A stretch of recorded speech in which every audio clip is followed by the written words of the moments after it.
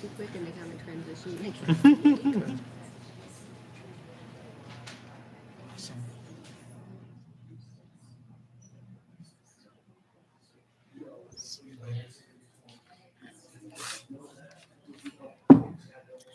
I call the meeting of the Sweetwater County School District Number 1 Board of Trustees to order. First of all, welcome to everyone.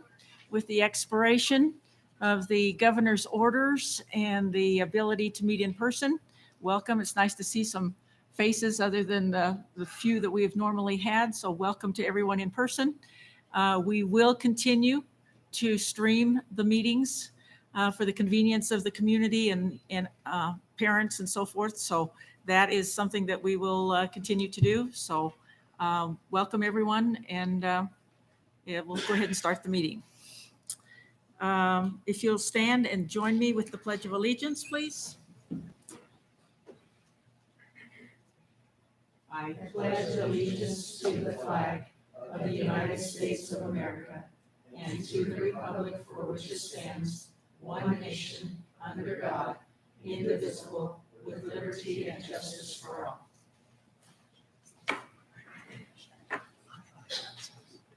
Mrs. Bolton, we have some recognition. Do you want us to come down? Yep. Okay.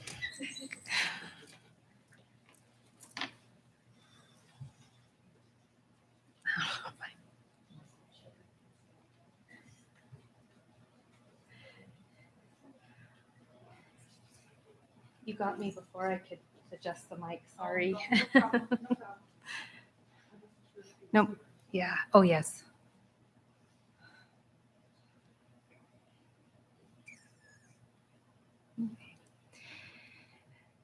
Good evening, Chair Jellicoe, Superintendent McGovern, and members of the board. Thank you for joining back down here for our first kind of in-person staff recognition we've had in quite some time. Tonight, the district would like to recognize John Kechnowski, Facilities Department Master Craftsman. John worked on the network room at the Rock Springs Junior High School, and Ms. Tolman stated the ladder racks he welded are absolutely stunning. His work is of high quality, and the racks are stable and steady and very well put together. Dan Salaroli noted that John has excellent work ethics, knowledge, and skills, and he is an invaluable member of the facility team and the district. So tonight, we would like to recognize John.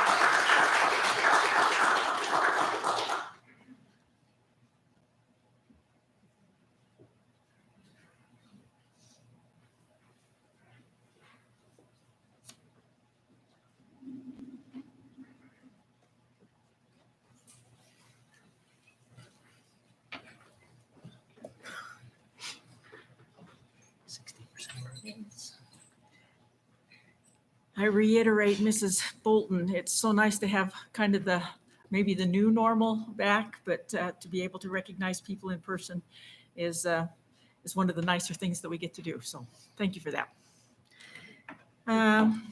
Mrs. West, if you would proceed with the roll call, please. Mr. Reedy?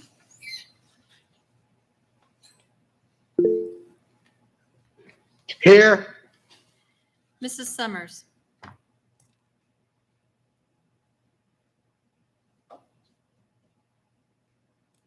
Mrs. Summers?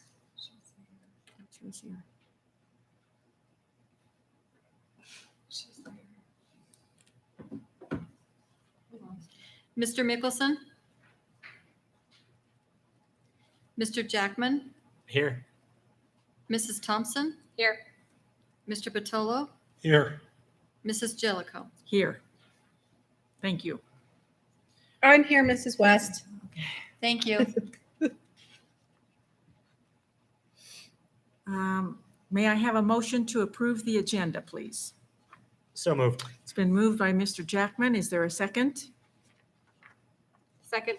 Second by Mrs. Thompson. All in favor, please say aye. Aye. Aye. Aye. Aye. Opposed, nay. The motion passes. I also need a motion to approve the addendum, please. So moved, Madam Chair. Moved by Mrs. Thompson. Is there a second? Second. Second by Mr. Jackman. All in favor, please say aye. Aye. Aye. Aye. Aye. Okay, motion passes. I probably should ask for any nays. Hearing none, motion passes. Item number 3 on the agenda, 3A, the 2021-2022 district plans. Superintendent McGovern, Casey Arnoldi, Nicole Bolton, Jody Garner, and Glenn Supas. Please.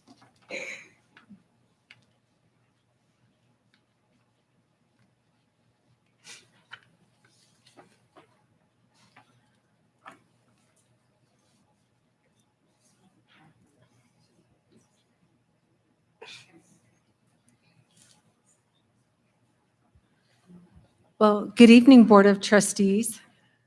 And also welcome to our community, those that are here in the boardroom this evening and also those that we are streaming to at home. We've got 3 superintendent reports that are coming to you this evening. The first one really is about district plans as we move forward for this year. As you know, the district was accredited on March 29th and 30th. And we haven't had an opportunity yet to share that information out with our community. And so that's the first place where we're going to go ahead and we're going to start. And then we're going to go ahead and go into the 4-day week plans and then some of the documents that we have ready to go for that one. To start off on the Wyoming District Peer Review, I'll go ahead and I'll lead that off for us.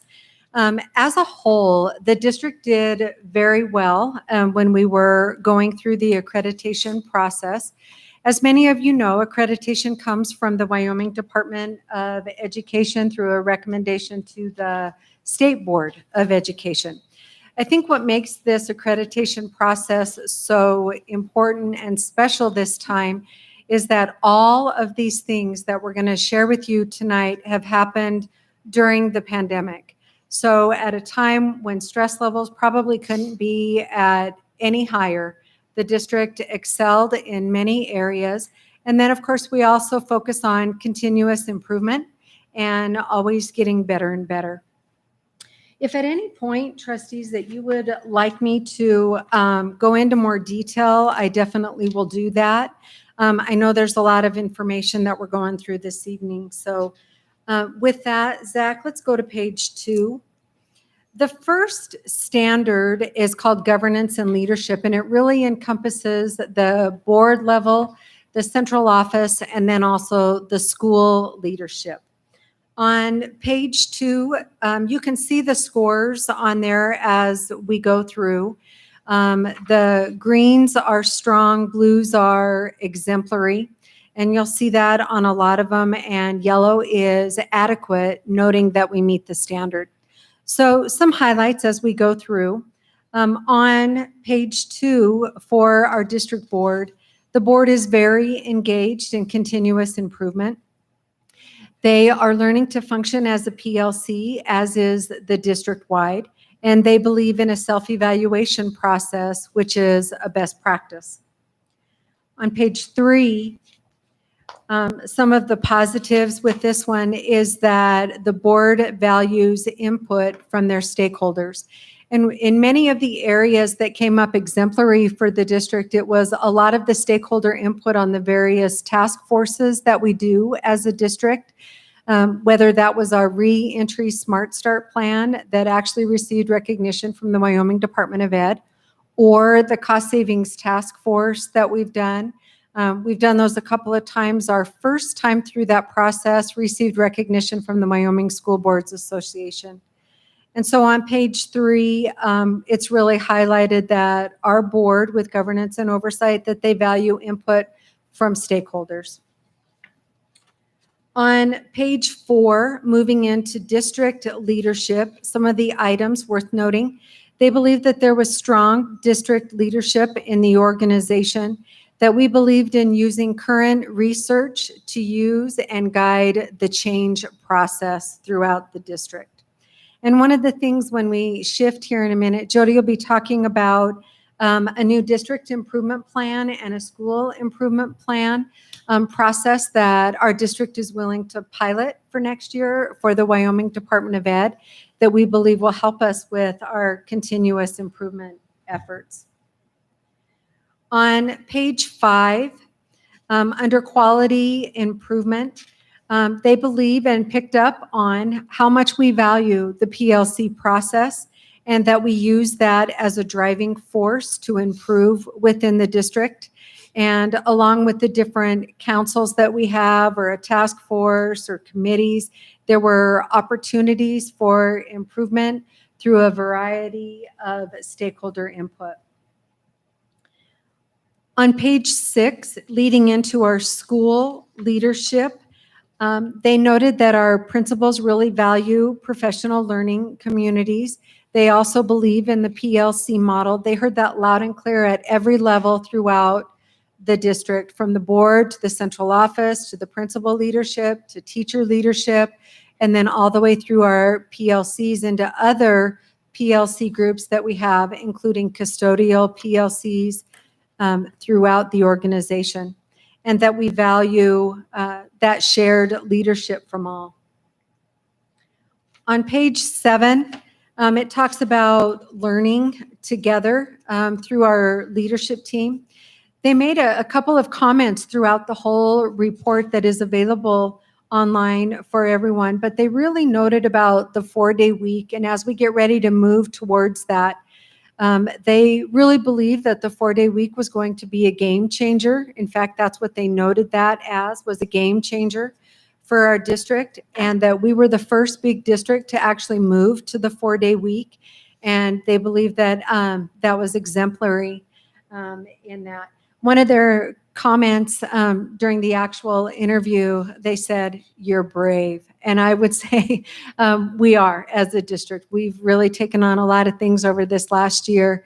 And sometimes uncharted territory really does bring out the leadership in all of us. On page 8, moving forward to stakeholder communications and input, they believe that the district communication is a strength that we have. They noted that Parent Square was really an excellent tool that provided two-way communication. And so kudos for that. That actually goes to Stephanie and her team. They were the team that actually found Parent Square for us. They noted our communication plan as a district was also exemplary and a best practice.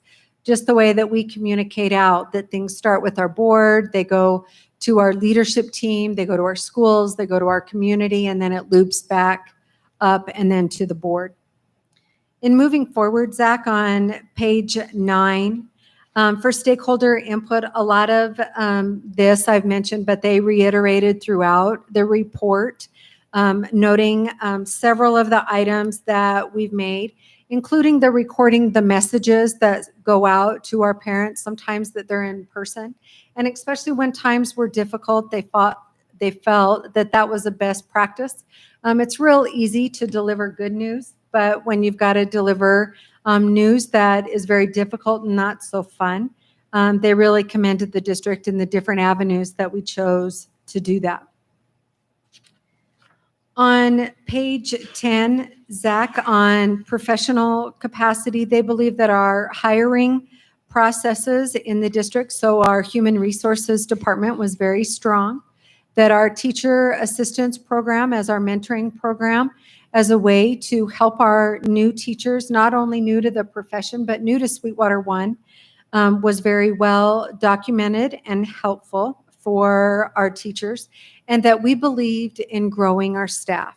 And so these were comments that, as we were talking with them, they believe that these ideas and beliefs and processes were well saturated, and that they came through a lot of us throughout the site visit. Worth noting. On page 11, employee recognition. An example of that, as you know, is what we did this evening for the board meeting recognition. They felt that that was a strong area, but also noting that continuous improvement is to increase the celebrations for employees across our schools and make those not only informal, they talked about that a lot, but really strengthening that and find lots of different ways to recognize the hard work that all of our staff does. On page 12, for professional development, lots of green and blue on this one. They complimented the district on the professional development plan. They heard from our teachers that they were trained and supported. And so if there were areas that needed some extra lifting and ideas on how to make those work, that our teachers received what they were needing. And also they picked up on the technology rock stars that really helped us through this last year in COVID-19, and the training videos that we had posted on our website. So a very solid professional development plan. Page 13, efficacy was really important. In research, it's probably your strongest research-based practice on making a difference. And they noted that, that we were addressing efficacy, that we did a survey with our staff to gauge how do they feel in making a difference with the district. And they noted that a collaborative culture and working together really was the key to student success. They also believed, again, lots of references to the 4-day week about the heavy lift that the district is getting ready to take and move us forward. And we hope tonight to provide some information and get information out for our staff. It's coming in some of the documents, but how the 4-day week might look so that we can plan and prepare and be ready for that just as much as we were with our Smart Start reentry plan. I'm going to shift this over for just a minute for Jody, and she's going to lead us through the next couple of sections on this report. Thank you, Cal. Good evening, Chair Jellicoe and trustees. So we're now going to look, Zach, on page 14. So 14 starts part C, which is about accountability and improvement. You can see that there were quite a few great things noted in section C. First of all, they complimented our use of state assessments to drive instruction for our district. They also noted the curriculum process that's been put into place here in Sweetwater 1. They really noted that it's helped focus curriculum in all content areas. And I know that that has been work that has been done extensively over the last several years. And so it was nice that they really noted that that has improved. They noted strong PLCs and strong school improvement plan development, sharing, and needs analysis. As far as the school improvement plans, they did note that they're aligned to the district strategic plan and that they focus on areas that drive driven by school performance data. However, one of the growth opportunities that we really have noted from the feedback that we received is that we need to use our school improvement plans more effectively. When I came to the district, the school improvement plans are amazing, and every school has great data, great information, and great goal setting, but we never really revisited that. And so they noted that, and it is true. So we are going to really work on using that as a tool to monitor our progress in the future. And as a part of that, we signed up, as Superintendent McGovern mentioned, to be a part of the WDE pilot school improvement program for this fall. And so we've already met twice.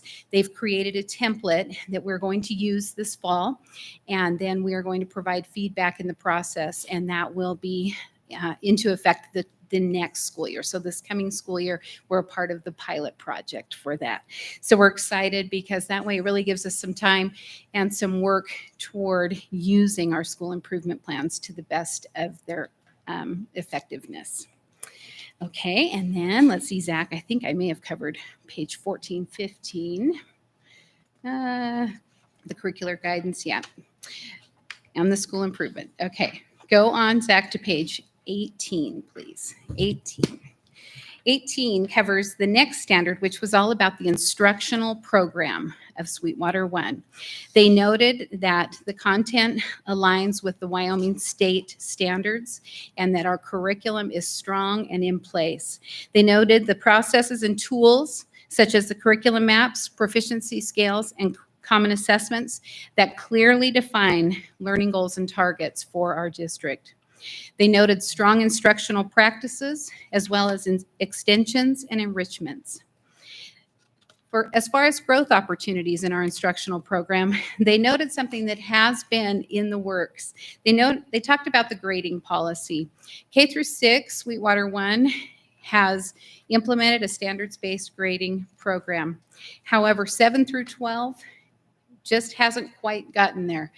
The Community Council, the CCC, has really guided this. They've worked on it. They've worked extensively with Emily, our CLI consultant, but they just really have never pushed forward and completed the task. And so as far as our grading work goes, before this report came out, it's been a project that we've talked about in the CCC. And this year wasn't really the year to implement any new processes, as you can imagine, with the COVID and all of the restrictions that we've had. But it is the goal for next year's CCC to continue the work that's been done to move toward that plan. They also mentioned dropout prevention services that we need to look into, really having a plan and a project with that. And so we're excited because we have the new position that Mrs. Fletcher will be doing to work with our community and really target dropout prevention strategies. And so the 2 growth opportunities mentioned in the instructional program section, we feel like we are on top of. So we're excited about that.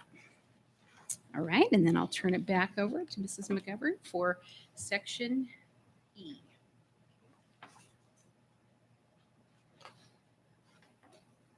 Before we move to Zach, we're on page 28. Jody was referring to the new position that Mrs. Fletcher will be having. We've also actually been able to address some of our student achievement. We know we really, this next year, want to focus on our student achievement scores, our graduation rates, especially as we come out of the pandemic. Some of the other ways that we want to do that, and we're using the help of grant funds to help us out. And I know, trustees, that you're seeing it on our vacancy list for this evening, but we've written in to the grant intervention positions. And so an example for that, at Rock Springs High School, we have 4 intervention positions. So what we had before was a graduation coach, and it's difficult because you have to have the funds in order to bring the positions in. But through the use of some of our federal CARES money, through our ESSER 2, we have 4 of them that we'd like to use up at the high school under the leadership of Glenn and his team. So 4, whereas before, we had 1 that was shared between Black Butte High School and Rock Springs High School. Rock Springs Junior High has 2, Black Butte has 1, and then all of our other schools were written in to have 1 intervention position. So not only as a stipulation of the grant, you have to address learning loss as a requirement, but I believe that the district, going along with what Jody had mentioned, we're taking additional measures to really make that relationship with an adult and kids, and then also use that to engage kids and increase that student achievement. And that actually brings me to page 28 as part of the accreditation report. The final standard was on climate and culture. And you can see from the scores on there, we've got some green and lots of blue. We were commended for our school safety efforts, and it was very nice on some of their compliments because they believe that it should be shared across the state of Wyoming, and we worked so hard to keep our schools safe. And we've said this several times, but really that mindset of safety and how you look through that lens It isn't 100% proof, but we always work at it.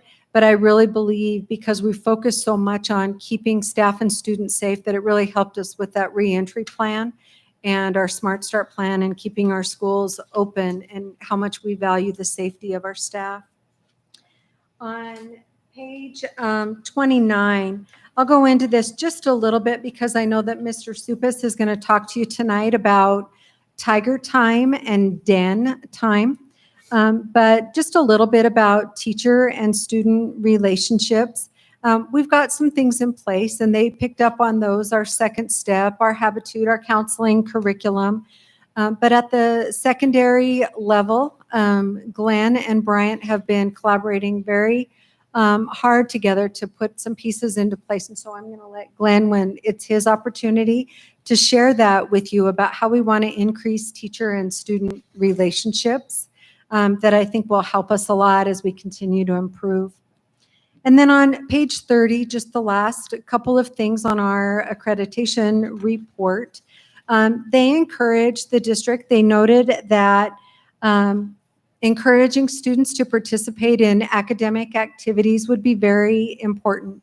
An example of this as we continue to improve would be retooling the Energy Resource Academy at Rock Springs High School.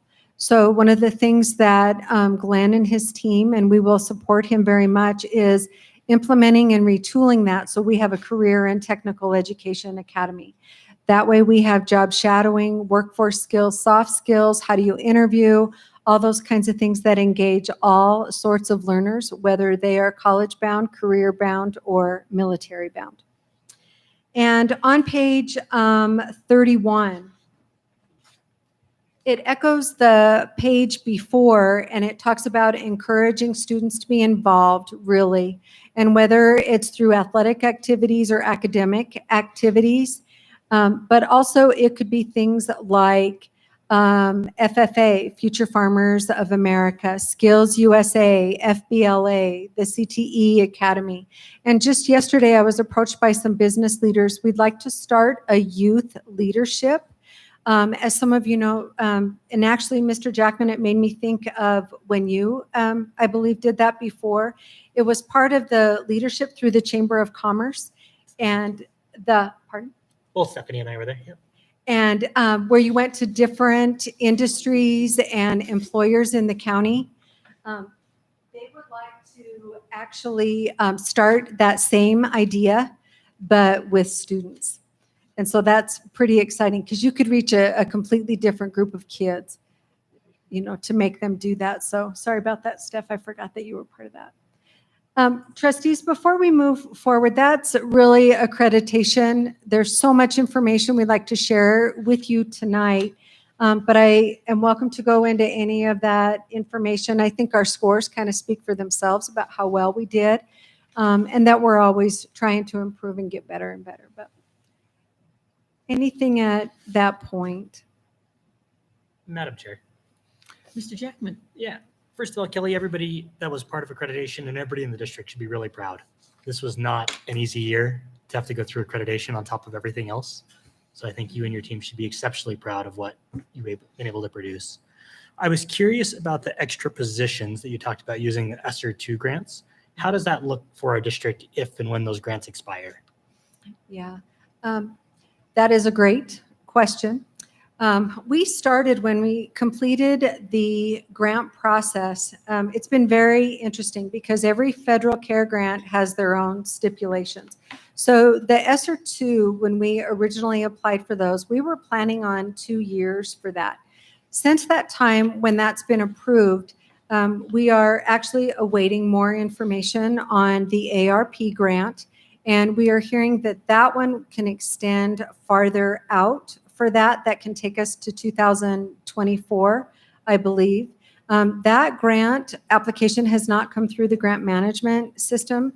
So it's hard to speak to that one because we haven't received really clear information as to what that could look like. But to get us up and running, and that includes our virtual school, and we have Jody, Debbie Veras, and Rhonda Gamble that are here with us tonight to talk about the virtual school. And it's really, if we didn't have those funds, we couldn't get those efforts, you know, off off the ground. And we'll see how the economy comes for Wyoming, the economy for Sweetwater County, and how our student enrollment does as we move forward. But I think with those funds, we have a short-term goal with them, and we also have a long-term goal to build that capacity where we need it. So, and we're crossing our fingers as we move after 2024. Thank you. Any other questions? Please proceed. Okay. Trustees in our community, the next document that's actually in there is called a curriculum handout. And on this one, I'm going to shift this over to Nicole. And she's going to walk through about collaboration time and how we have some of those processes set up as we move into next year.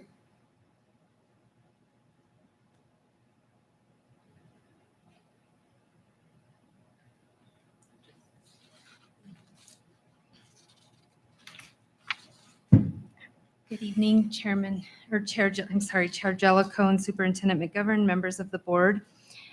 So we have been trying to put in guidance and structure for next year with the idea of leaving enough flexibility so that we can meet the individual needs of each school.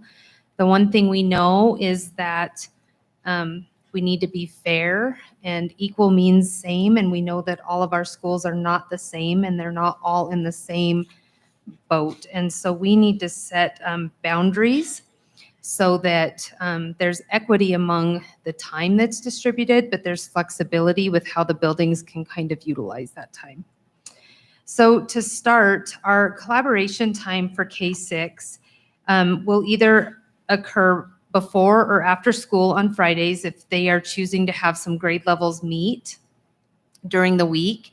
That can be uninterrupted time. And then also on the designated Fridays, which we'll kind of get into a more detailed schedule of what that looks like. The collaboration before and after school cannot occur more than twice a week. That is the boundary that we are putting on it. But there were numerous teams and teachers that were requesting that we don't limit it just to that Friday because they have work throughout the week in planning that they need to do together. But another boundary we put on it is that collaboration will not occur during the day. We know how much the teachers are getting interrupted during the day during their collaboration time, and it hasn't been as effective. And so again, it's before or after school. It's limited to no more than twice in a week in those designated Fridays. And so the time during the day will be strictly dedicated to their prep time. Specials teachers will have collaboration time on one designated PD a month under the district PD time, which again, we'll get into to give kind of a sample of what that can look like. In addition, they will have collaboration in the morning from 7:30 to 8:10 on one of the designated days, such as PE on Mondays, music Tuesdays, art on Wednesdays, and library on Thursdays, and then again on those Fridays to be able to meet as a whole. The planning time for the K-6, again, they'll have planning time during the day when their specials are scheduled. Specials teachers will have their planning before and after school to be equivalent to the general education teachers. For example, general education teachers have 6 40-minute planning periods during the week. So specialists could have 4 planning in the morning, that's 50 minutes each, and 1 after school. That does not mean that K-6 teachers will not get some planning time before and after school as well. These are just setting some of those parameters for at least during the day planning and then the collaboration time. We did say that if there is prep that is scheduled before or after school, on the days that there is prep scheduled, they are not to have duty during that time. We did outline the K-6 art. When I say specials, I'm referring to art, music, PE, and library. For those of you that are watching that may not know what I'm talking about when I say that. We did set the specials time. Initially, we were looking at 45-minute blocks, and they were back to back to back. And one of the complaints that we hear is that they lose instructional time because there's no transition time. So in discussion and reflection, the specials times were set in 40-minute blocks with 5-minute transition times in between so that they get their solid 40 minutes of instruction and then the kids can transition and then they can start again. PE will be 2 times a week, whether they choose to do PE for 20 minutes and then health for 20 minutes or PE one day and health the other day that week, that's their prerogative. We still have music 2 times a week. We have art 1 time a week and we have library 1 time a week. We have outlined those special times. Mr. Gunyon, yep, there you go. It is an attached document. And so when the contract time is for teachers to start, when school starts, when the first specials time starts, and you'll see that the transition times are built in there. The other thing that is built in for all of our K-6 schools, 712 has already had this, but going into next year, there will be a second chance breakfast that's built into our K-6 schedule as well. So that is built in during that time. Specials teachers, although some of them might have an open period here or there throughout the day, not all necessarily do. And so their planning will be scheduled before or after school. We did give them a little bit longer lunch for that reason. And then there's 8 blocks in a day.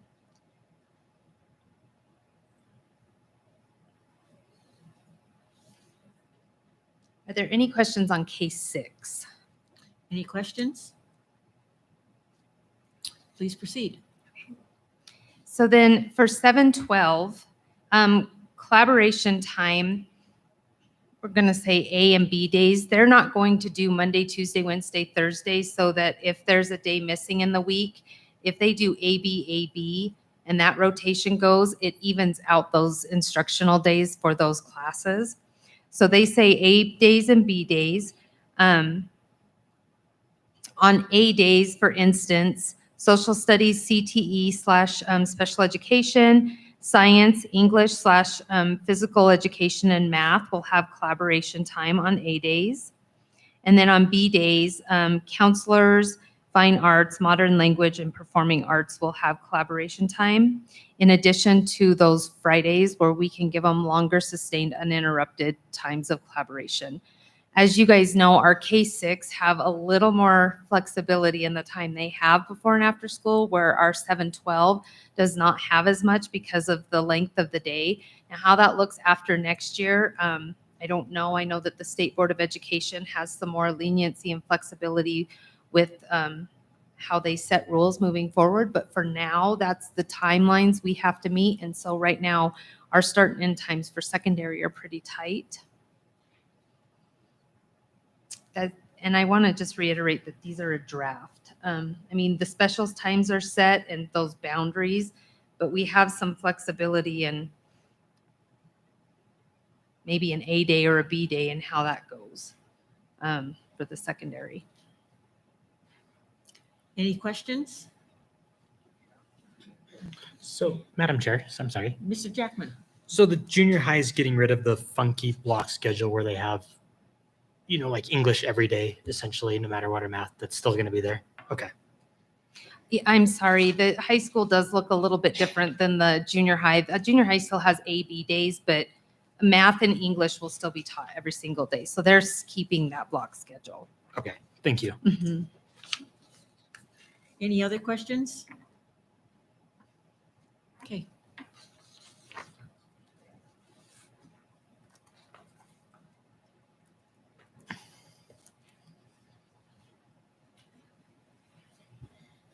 The next couple of documents are pretty self-explanatory.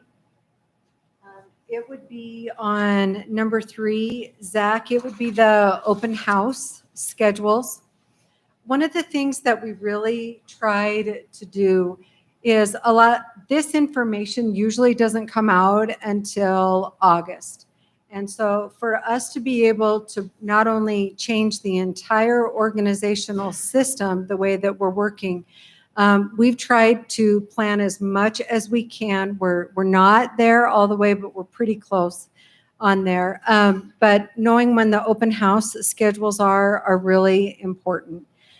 So on here, the only thing I think it's pretty self-explanatory is that the Rock Springs Satellite High School campus, they will pick up their schedules at Rock Springs High School. And that's listed here on the open house schedule. But families like to know what's going to happen in the fall. They plan their last camping trip or whatever their family would like to do. And so by having this, we're hopeful that this can help those families be able to come back in time and then be able to be a part of it. The next document is number 4, and it's called Schedules and Guidelines. On this one, trustees, I'd like to walk you through, again, quickly through there, but just information that we hope is helpful. The first thing on page 1, it has the school start and end times. These aren't new, of course, but the idea behind it is that after this meeting, we can't release all of the documents because some of the things are still in draft form. But the open house, the school start and end times, the calendar, all those kinds of things are nice to be able to have them posted to our website, send them out on Parent Square so that people know those. So to start off this section, we have all of the start and end times that were approved by the board for all of our district schools. On page 2, it's the calendar for Rock Springs and Wamsutter. We don't have Farson in here. Their calendar was approved by the State Board of Education. However, and it's posted on the website. The big system change is occurring here in town and with Wamsutter. This is the same calendar that the board approved. The only thing that is different, trustees, is that it has additional details on there. So as a parent, we really tried, and as a staff member for all of us, we tried, if there would be a question on anything, we really wanted to be able to have that information available. So an example on there could be August 27th. That is one of those no school Fridays, and we're going to be implementing a Friday school. And we'll get to that here in just a second. So on this calendar, when it's a no school Friday for students or for staff, that could be for interventions and enrichments from 8 to 11. And so again, we tried to go through and put those days. The reason I bring up August 27th is it's not the only day, of course, but it's the first day that Friday school would be in place. And we'll talk about that a little bit more here in just a second. So moving forward then to page 3. The first thing that we started with was what were the goals of the 4-day week when we started this 2 years ago. And the goals were to increase our student achievement, limit the time of teachers outside of the classroom, provide blocks of uninterrupted collaboration time to attend, analyze data, plan, and execute quality lessons, and recruit and retain quality staff. And this isn't solely teachers. This is teachers, administrators, facilities department, secretarial. This is all district staff. And I will tell you, since these details are starting to come in and with the passage of the 4-day week, I know we hear a lot of, concerns and fear of change, but I must tell you, we've heard a lot, and a lot of people are staying because they're excited about the 4-day week, and they are excited to see the implementation for that change. Trustees, underneath there, before I start moving pretty quickly, we are going to need your help on some policy changes on the governance and leadership side of those things. We have a special board meeting on June 23rd. So we're going to end this meeting and we're going to turn around and we're going to plan for another one. But we'll have some policies, most likely. One of them that comes to mind is GDBB, that we are going to ask permission to help us change so that we can get this going. And then we can go back and reroute it through the policy committee, but there are some things, and there may be others that we will need your help with. Some things, so I'm going to go big picture. I can go into details, but I think for right now, just big picture about how would this look. The biggest thing is to be able to cover your school offices and your departments, all departments, facilities, nutrition services, HR, the superintendent's office, school offices. I think we get the idea. From 7:30 to 4:30 on Monday through Thursdays, and then on Fridays from 7:30 to 11:30. It doesn't necessarily mean that those are the working hours of every single employee in those offices. It means that we need to have coverage for that time. And the 7:30 to 11:30 is on those PD Fridays, because it could be a no school Friday. And that's when things would be closed, except for a Friday school that's going on from 8 to 11. This document, to start off with, the easiest way, we met last week, and when I say we, it was a lot of our operational leaders, our directors, and we also had 2 building principals. And the best way is to do lots of different scenarios, and that's what this document tries to do. What do we do as we transition back? See, the CAB staff and our 12-month staff, we're used to doing a 4-day week in the summer. We've done that for several years, but we've got to have that transition to get the year off on the right foot. And that's what these first couple of scenarios do. So there's some parts that are very tight on expectations, and then there's some loose parts. But if we don't have solid expectations going into this, it will unravel pretty quickly. So if I were to just walk you through a couple of things. So if you go to page 4, Zach, where it says the work week of August 14th through the 20th, the first part of this document talks a lot about our hourly staff. So for example, our paraprofessionals. If you're hired part-time, for example, where it says August 14th through the 20th at 29 hours a week, it has on here the 16th, the 17th, 18th, and 19th, and then the 20th. We would be asking the board for permission to change the work week of the district. So currently it's Friday through Thursday. What we're looking at is changing that so that we go Saturday through Friday. It will help us tremendously. We went through all the different scenarios. It should help us with overtime, and then allow paraprofessionals, our part-time staff, to lengthen their day when school is happening to cover the needs of the students of that school day. We know that our K-6, they're 8:10 to 3, but also at the secondary level, their school and work day needs to be a little bit longer to cover that to support kids. So if you look at that example on August 14th through the 20th, we tried to just spell that out. We believe that would be the easiest way to do that. So for example, on August 20th, there's 3 hours of Solution Tree professional development.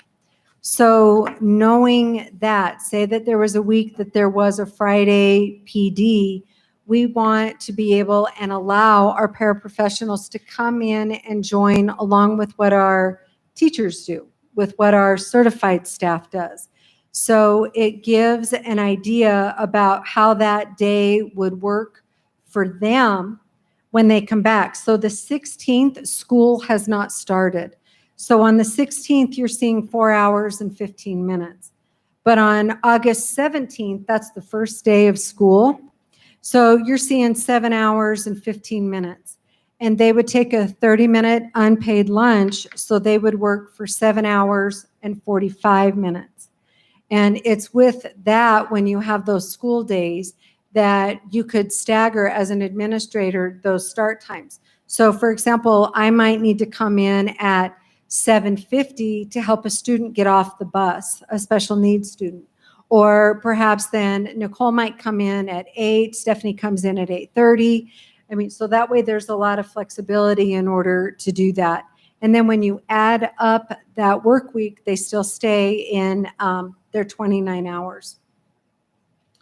Also, some other things, just real quick. I know you can read through on the different scenarios, but a couple of other things worth mentioning to you. So scenario 3 is good. They're all good because I believe our staff and our administrators are going to be looking back at each one of these scenarios about what do we need to do on each one of those days. But on scenario 3, it talks about, so if you go Saturday through Friday, the 21st through the 27th is a closed Friday. So there is no PD. It would be closed to the district and our schools, except for if a staff member did Friday school that we implemented. So an important note is that a director or a principal can invite their entire staff.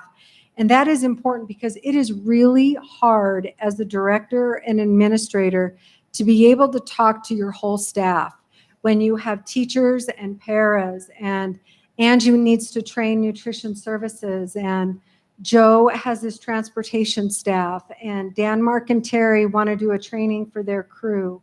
I mean, this will provide opportunities that we never had, not just in our schools, but in all of our departments, including CAB staff as well. And they can bring in their entire staff for up to 3 hours. And then it says that it'll occur on one of those professional development Fridays. And we've got a sample schedule to show you what those PD Fridays might look like.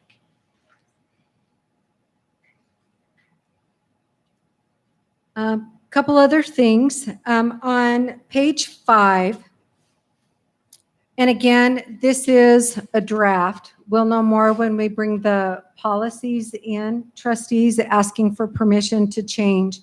But what I wanted to point out on page 5, so say that you were a 40-hour full-time hourly employee.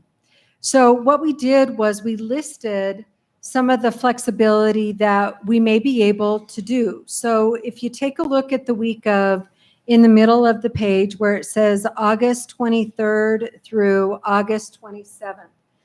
And I go back to the 27th because it's a no PD Friday. So that means an employee could work 4 10s, 10, 20, 30, 40. They could work 5 8s on that day. So even though it is a no school Friday, you could have a staff member that says, you know what, I'd still like to do 5 8s. Because on that Friday, maybe 10 hours is too long for that staff member on that day. Now, these are classified staff that I'm referring to. And for a lot of times, and we hear this a lot throughout the summer, you know, I get more done on a day when I don't have the interruptions. It's the same thing our teachers are saying about collaboration time. You know, if they could come in and work an 8-hour day on that Friday, they could get twice as much done as a regular day. So there's 4 10s, there's 5 8s. And then that third example is 4 9s and a 4. So remembering that the hours are to cover the office hours that we had talked about before from 7:30 to 4:30. And then on Friday, 7:30 to 11:30, making sure that there's coverage in there. But then there's flexibility for what some of our staff could work on those days. We just need policy to support that and align that. And then, of course, ask the board for permission in order to do something like that. We do it now in the summer, and staff love it. Morale is great. And people really like, there is something about that day off that really helps people. And it sounds corny, it does, but I have seen it over and over and over every single summer on that Friday, whether they spend that Friday doing things at home and then they truly get to take a weekend for Saturday, Sunday. But the idea here is to provide flexibility as much as we can. And again, meeting those 4 goals that were listed at the front of this document. It also goes through what do we do with parent-teacher conferences? That's scenario 5. How do we handle a holiday? What do we do about Thanksgiving? So I went through and listed all of those, even did snippets on the calendar with that so that you can see that we're trying to ask for the work week to be Saturday through Friday. So again, trustees, this is an information item, but if we could align policy and so that everything would work for this document actually very easily could be an expectation document that our administrators and directors could use in the fall, back to school, to really walk people through about what do we do in this case? What do we do in this case? And that's the questions that a lot of our staff really would like to know. Going on page 7, Friday plans. So a couple of things then. So what does it look like on the Friday when it's a PD Friday? And we've got that in here. We'll have Nicole talk about that one when we get to that one. But on the no PD Friday, that's where we would like to start a Friday school. The details, I have a little bit of details for them. I don't have all of it, and here's why. I think for the Friday school, we need more input. We need some teachers on there, not real big, but we need a subcommittee. We need some teachers on there, elementary and secondary. We need some administrators. We need to have Joe and Rochelle for busing, Angie for what are meals going to look like. So we've got some edges for it, and I'm able to share those with you at this time. So through the grant funds, through the ESSER funds, we're able to have 2 certified teachers at each one of our buildings for Friday school. And the way that we wrote in the grant is the Friday school would be 8 to 11. And then we also put in an hour of planning time for our teachers. So they get some time to kind of get things ready to go if they're the Friday teacher for the next time. We are also looking at other grants to use for that day. So perhaps we could do academic enrichments for that day that some of our other grant funds could cover. And that would align with our accreditation report about offering other academic opportunities for our students, which would be good. So we've got the edges on that one, and that is the Friday school that we're looking to implement. Okay, the next pages on page 7, so moving quickly through these. We listed these out. Nicole talked about the K-6, but we wanted to put this in there. There's some things that really need to be just black and white for our staff. So put it all out there so everybody knows the expectation. So we've got the school start and end times. Their contract time is listed in there, 7:30 to 4:15.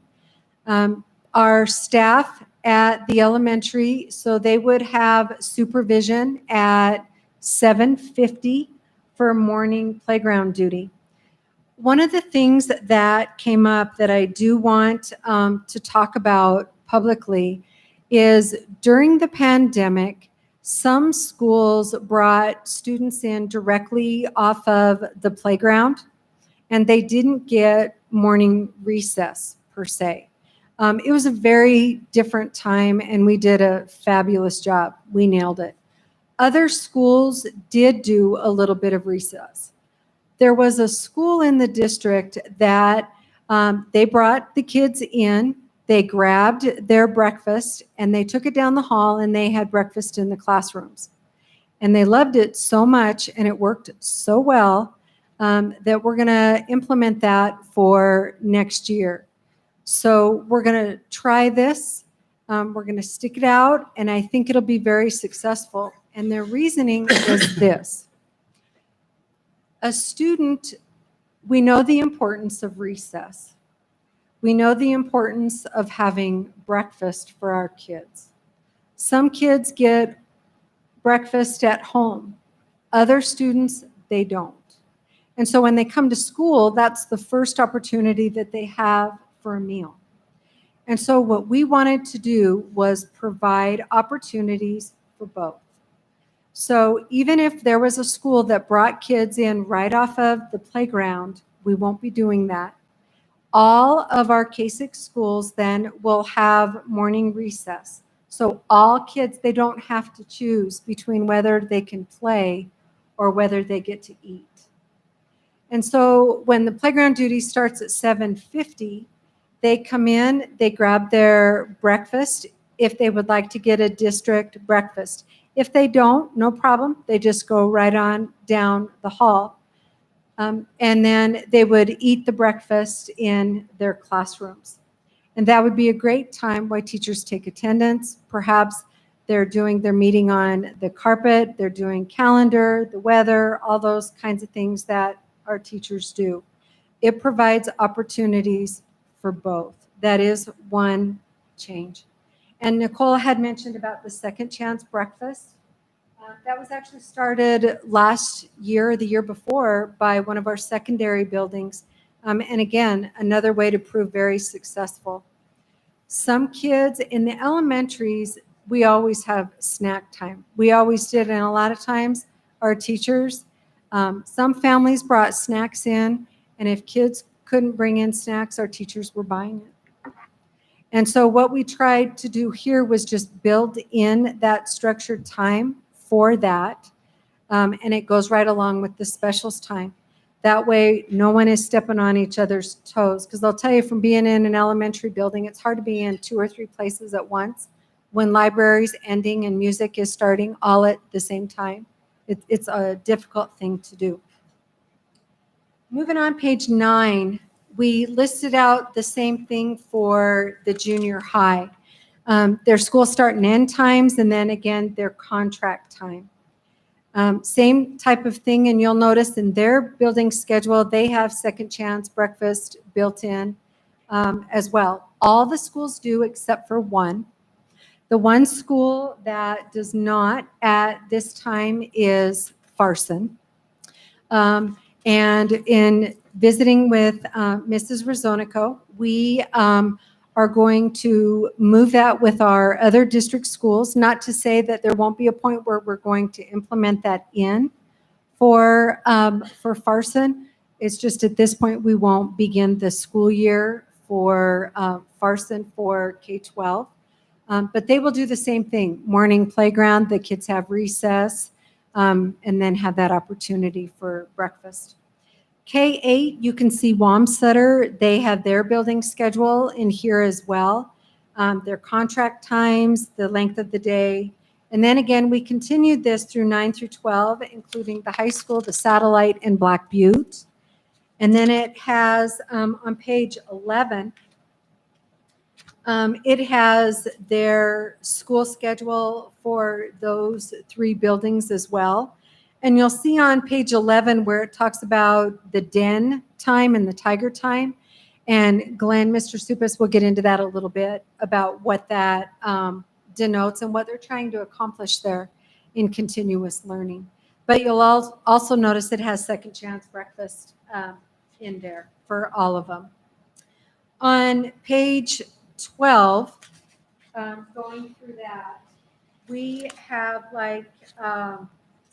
Nicole had mentioned she did the K-6 specials. We have all of Farson's master schedules as well. So we have the K-5 and then 6-12, their contract times, length of the school day, everything is listed for all of our buildings. On page 13, one of the things that was really important that the accreditation team noted was the district's ability to keep the priorities really succinct. And so we have PLCs, PBIS, and school safety. And so if you look on page 13, just a couple of things about school safety. Our standard response protocol, they updated it. So it's not all changing or anything like that. They just redid the wording for a lockout. And they changed that to a secure. So we're going to update. So we're doing the most current SRP. for that. We'll get new crisis manuals, so everything that we have is current to reflect that.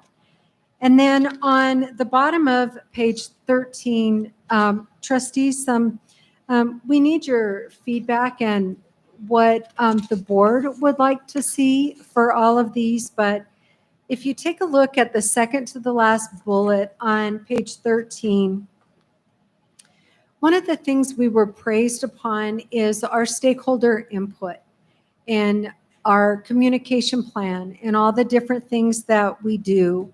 And so knowing that we always start with the board, we're interested in composing a parent involvement, a student achievement council. It doesn't have to be a council or a group or a task force. It doesn't have to be named that. I just had to put something on there. It could be the PISA group, the PISA group. But really, that would be the group that could take a look at student achievement, student advocacy, and it would align with the work that Jody's doing in the curriculum office. So you could have a PISA council or what have you, the CCC, the Community Curriculum Council underneath that, the SAC committee, the subject area committee. And then it could build right through that. And I'm saying in August because the data that we have, the student achievement data, is currently embargoed and confidential. It will not be released, I believe, until that first week in August anyway.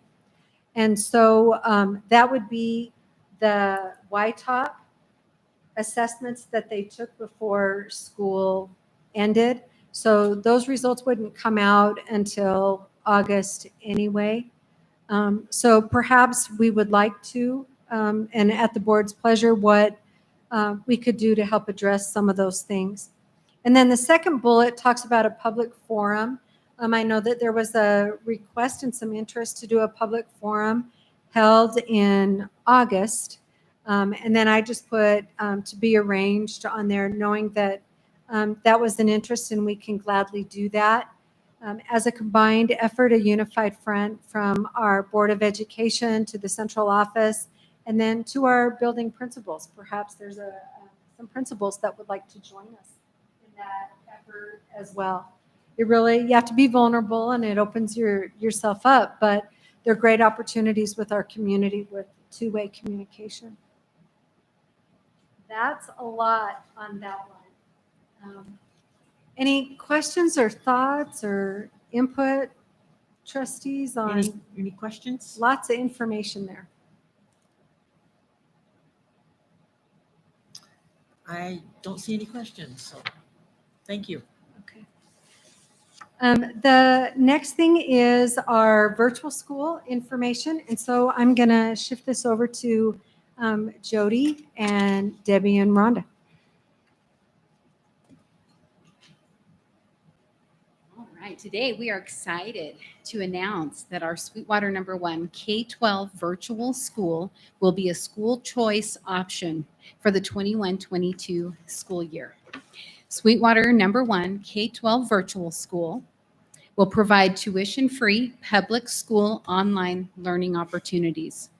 As a student of the district, students will be able to participate in sports and activities, as well as other opportunities that the district offers its students. Our K-12 curriculum specialist, Debbie Veras, and our Rock Springs High School teacher and virtual education specialist, Dr. Rhonda Gamble, have been crucial in the success of providing this opportunity to the families of Sweetwater #1. This is a Wyoming-grown program that will provide a high-quality educational experience. Required materials will be delivered to your home. Using innovative choice-based strategies, our program will allow for true personalized learning. Whatever your learning goals are, we provide options from the elementary level up to the ability to earn a high school diploma. We advertised, interviewed, and are hiring some of the best and most innovative teachers to teach for Sweetwater #1 K-12 virtual school. These teachers will use district curriculum, learning programs, books, materials, and will collaborate within grade level and subject area PLCs to guarantee a high-quality education for all. Per state guidelines, each student will be required to have a learning coach. This is usually a parent or guardian who will be responsible for creating and managing their school routine. Learning coaches will have access to training that we will provide in regard to needed technical skill sets and will have access to prioritized communication opportunities with the instructor. Instructors will prepare weekly checklists to help the learning coach stay organized. You're able to access the Sweetwater #1 K-12 virtual school webpage from the district homepage. Zach, I think you have that there. The link is at the top of the homepage right now. You want to show where? Yep. If you click on the homepage, right there at the top, Sweetwater #1 virtual education takes you right to the homepage. Starting tomorrow morning at 8 o'clock, the registration link, which is up there at the little apple there at the top there, Zach, right there. That's the registration link where the apple is. The cloud area, that is you're interested, but you'd like more information. And so those two links will be active and open for registration tomorrow. We are excited to be able to provide this opportunity to the families of our Sweetwater #1 community. If you have any questions, we'd be glad to answer. Any questions? Okay, Doesn't look thank like you. it. Thank you. Thank you.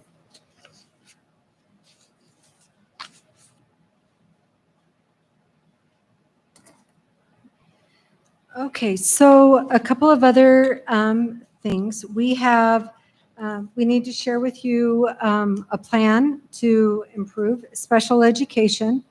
And then also, what do those professional development Fridays look like on those two PD Fridays?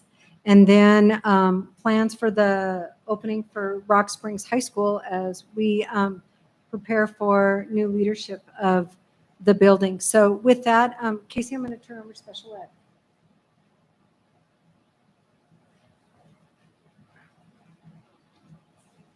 Good evening, Chair Jellicoe, Superintendent McGovern, and Board of Trustees.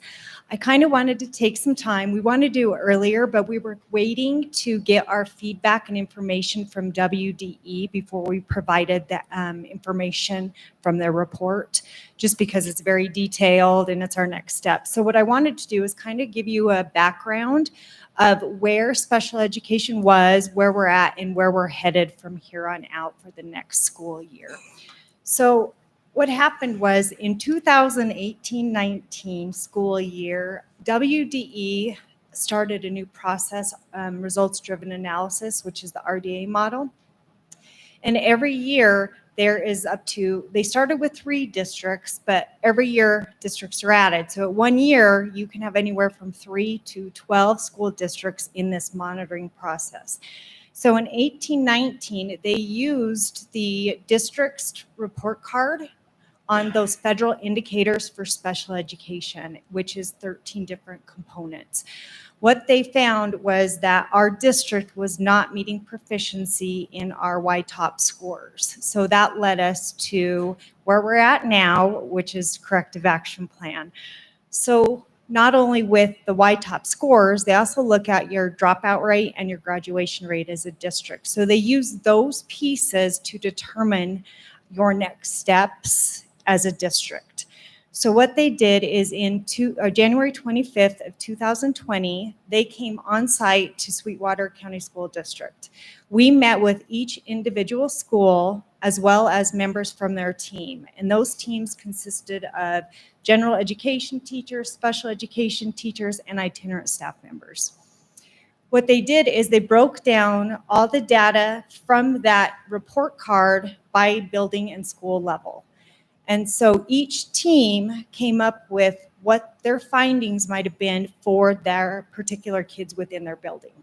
So what they do is WDE uses all this data and they work with those teams and the district in coming up with a hypothesis of why they think the students are not performing to the expectations around the state. So what they found for us was that the hypothesis that was formulated was that students who were either a SLD, specific learning disability, an other health impairment, or a behavioral impairment were not receiving services based off their need. These services were counseling, social work, or other services such as reading, math, written language, or specific to their IEP.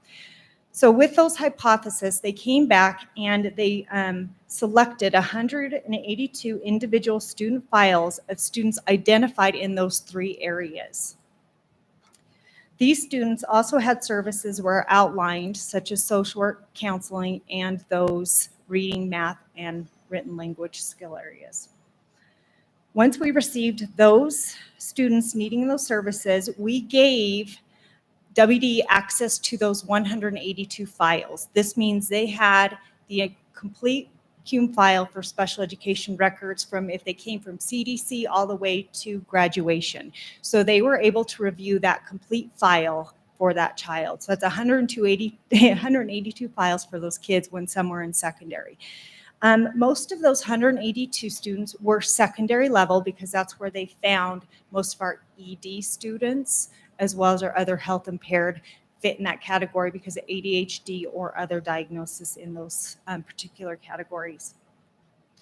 So when WD had that access, they had a monitoring team set up. This monitoring team consisted of their monitoring director, a school psychologist who they hired on the team, as well as a secondary resource teacher at the high school level from Kansas. So she had that background knowledge in those students in that particular grade level area.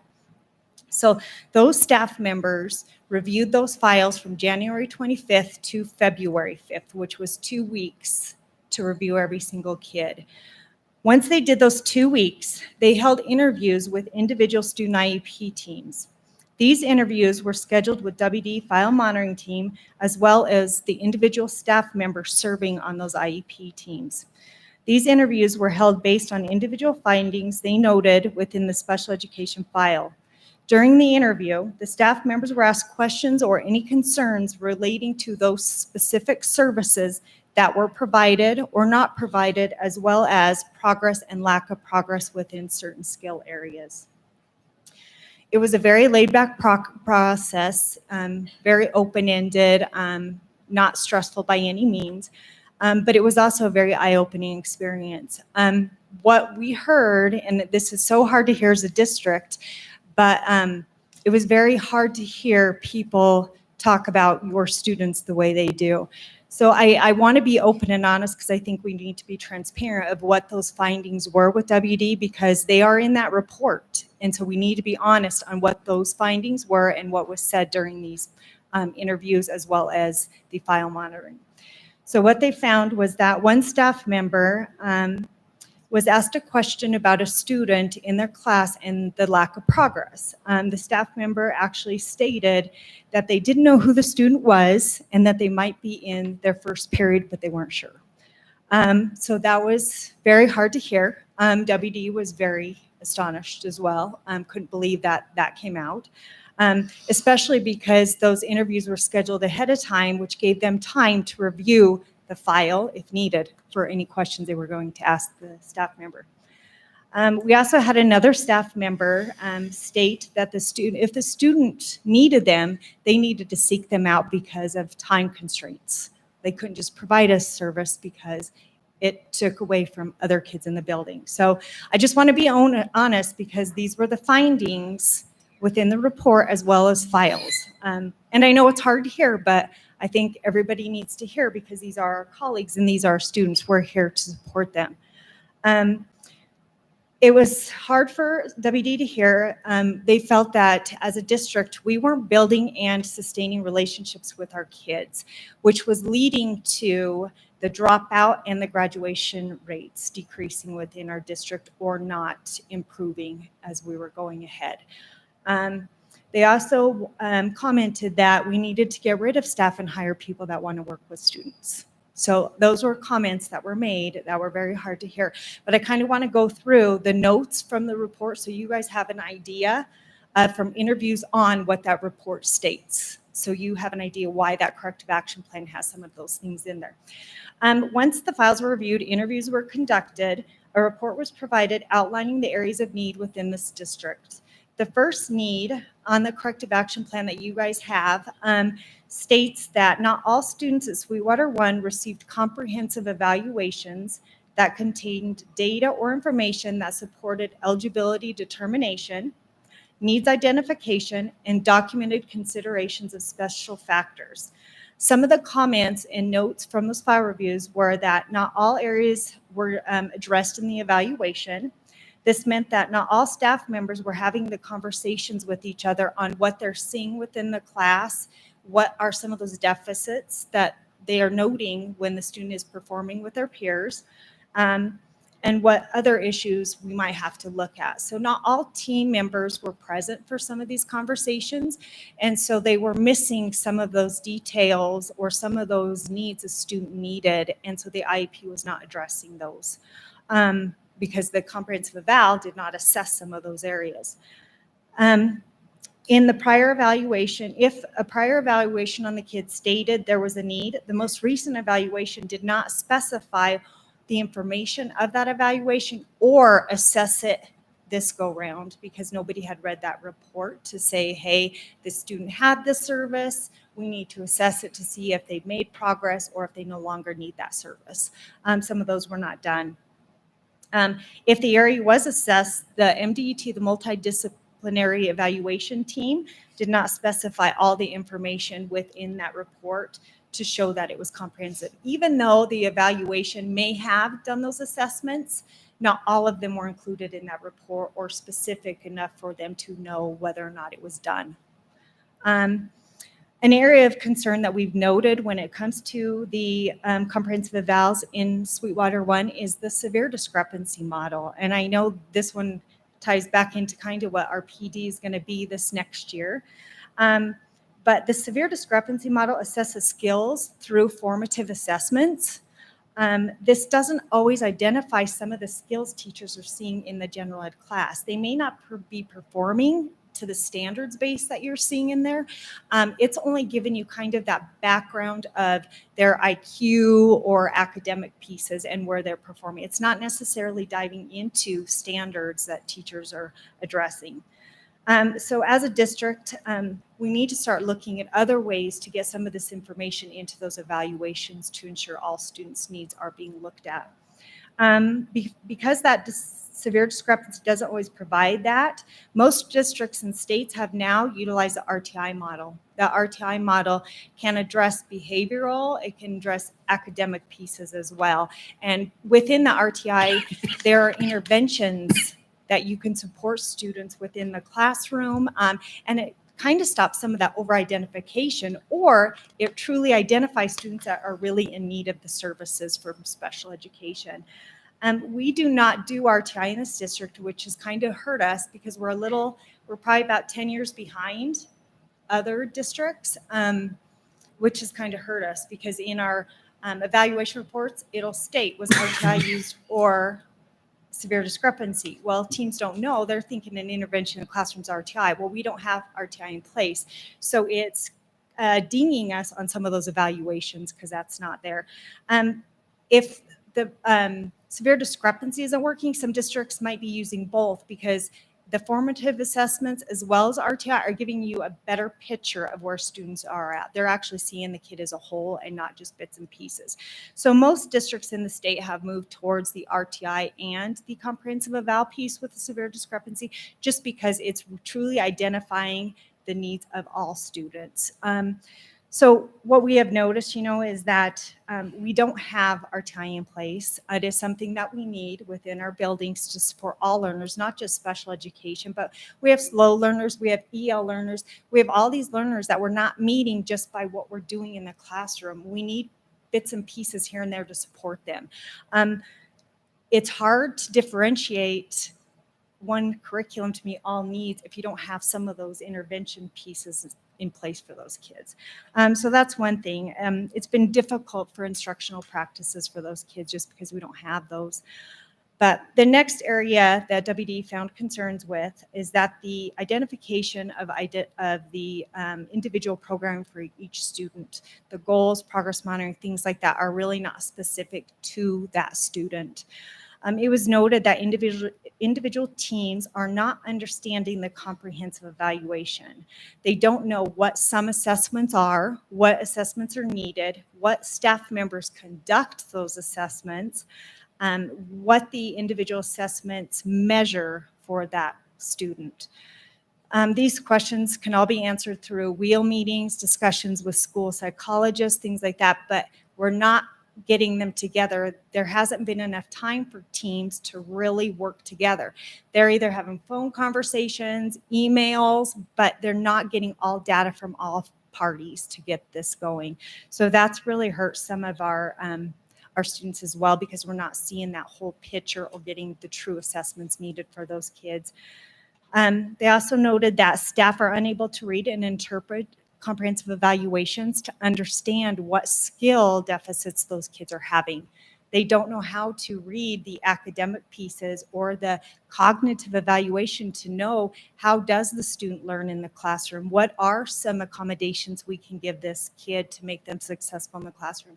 That's one piece we're missing as a district, is not understanding the evaluation, what it means, and how to develop an IEP based off that evaluation. They also noted that the present levels of academic and functional performance have been copied and pasted from one student to another student. They have not been individualized. So that has been another huge one. When they did the file reviews, there were some teachers that had multiple kids and it was the same IEP. It was just copied and pasted, and some of the names were the same. So they didn't even go back to redact or to change the name. So we did a corrective action plan on this in the past, but we're back at this again. So, and we'll get there, but it's just important for everybody to know that some of these pieces we're going back to the past on. We need to move forward. Students were also not meeting their individualized goals. But staff were moving them on to a next skill, even though they didn't master this. They were just moving them on.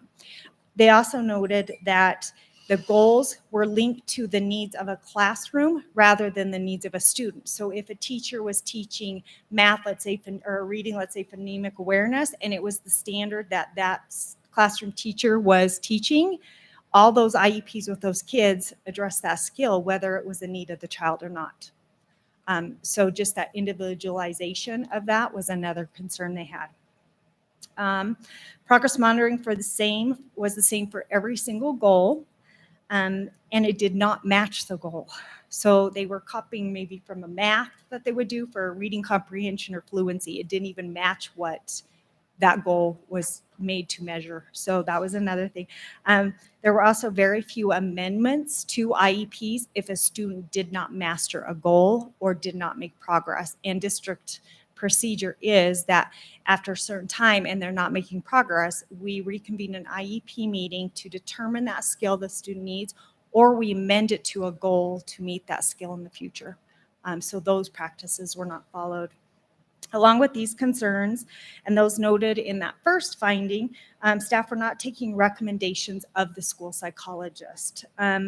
So what was happening is that the school psychologist was given the report and giving teams recommendations of the student learning, what skills they needed, things like that, accommodations to assist them, and teams were not using those to develop the IEP, so recommendations were not being followed from those evaluations. An issue we're also seeing through Wyoming, and I think this is just in education all around, it's not just special education, but we're seeing that, you know, the qualifications of special ed staff are not there.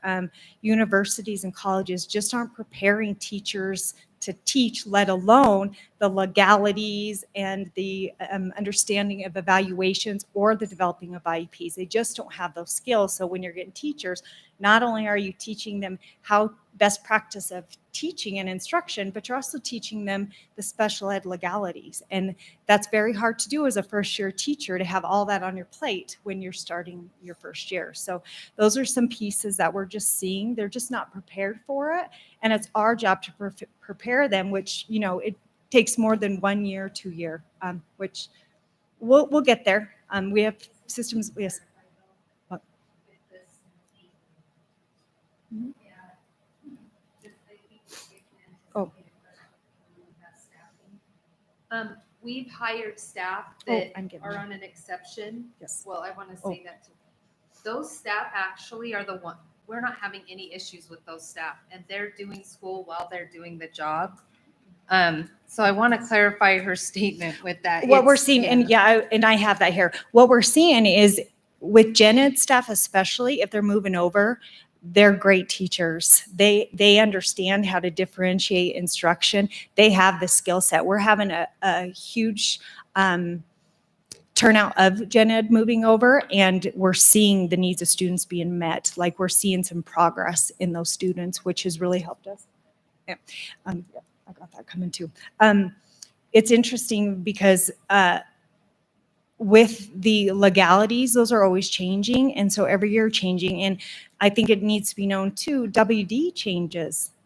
The monitoring changes. What they're looking at 1 year is not what they're looking at now. So whatever systems you had in place 3 years ago are not what's in place right now, and not what they're looking at. So those were some things. We also have the IEP coaches working with those staff members. We also have the teacher assistance program working with those teachers. They meet every Tuesday morning. They have a huge modules of all sorts of different legalities, you know, developing IEPs, how to write a justification statement, so many different tools that they have prepared for those staff as well. So that's been very helpful. We also have mentors for those teachers that come in to help guide them and work with them on some of those IEP developments. The third area they noticed is that files were out of compliance due to social work services and counseling not being provided. What they found was that social work and counseling were noted in the IEP under accommodations and not a service. A lot of times if you do an accommodation, this means I don't have to provide a service, which takes time. It also means I don't have to write a goal. I can have them come to me when they need the support. But what they found as the students that those were written in were our severe needs students that truly need the most support in the buildings. And so that was what they had found. In the exit meeting, I think this is important too. Out of the 182 files, only 20 of them received social work and counseling as noted in the IEP. The rest were accommodations. So that was another finding that we are working on. With the RTI that we were talking about, you know, North Park had that already in place when we were there, and we saw so much growth with the behavior and things like that, where social work and counseling, you know, we still use those services, but we're able to provide some of those interventions and some of those skill sets that our social workers and our counselors were providing during their service time. So when you have some of those systems in place, it kind of alleviates some of the services from having to be in that IEP because they're already getting those needs met. So that's a huge thing when RTI starts to come in and we start to implement that. The final area that was addressed was the LRE justifications and the PWNs in the IEPs. The WD noted that PWNs were scripted and did not reflect the discussions that took place in the IEPs. What they found is if a student had SLD, it was copied and pasted from another SLD student. So it wasn't individualized to note conversations that took place in those meetings. And a PWN is just that. It's a reflection of what was talked about, what was discussed, and what services are going to take place. So they noted that. The other was that PWNs were not provided to the parents in the native language. They are, however, it's not documented in there. So that's just a piece we have to work on to make sure that that's documented in that PWN as well as the evaluation. WD also had some other areas of concerns that were not in the report. and I kind of mentioned this already, but secondary schools had the cut and pasted IEPs, the same IEP for per students if they receive those services. Teachers also at secondary had documented comments in those IEPs that were not of nice language or not nice, which they felt, was very hard for the student to hear or the parent. And we had a lack of empathy with some of those kids. And so that was another training to use with that building healthy relationships for students and staff. But knowing, about this upcoming corrective action plan, Sweetwater One has been working with Black Hill State Co-op as well as Kyle Laughlin from Black Hill State. He's been working with us for 2 years now. Unfortunately, under COVID, he was supposed to be here, so some stuff got kind of delayed a little bit. But he has been working very closely to identify some of the areas noted in our corrective action plan that was in our report. And so what he's been doing is he's been coming on site. He's been here several times, as well as members from his team at Black Hill State. They have been coming in, and the only reason we use them is because Black Hill State is known for special education, but not just that. They focus on a lot of the instructional and educational services, as well as special education and data and performance to really boost schools that are low performing into high performing schools. And so we want that knowledge and expertise as we move forward as a district to come in and provide us some of that guidance and support. So him and his staff have been here. They have done observations in every building except for Wamsutter. However, Chip has come here to kind of sit in on some of the stuff, and Farson was another one. They wanted to start with the bigger schools before they moved out, just because their population is lower. And then this year they'll add them in.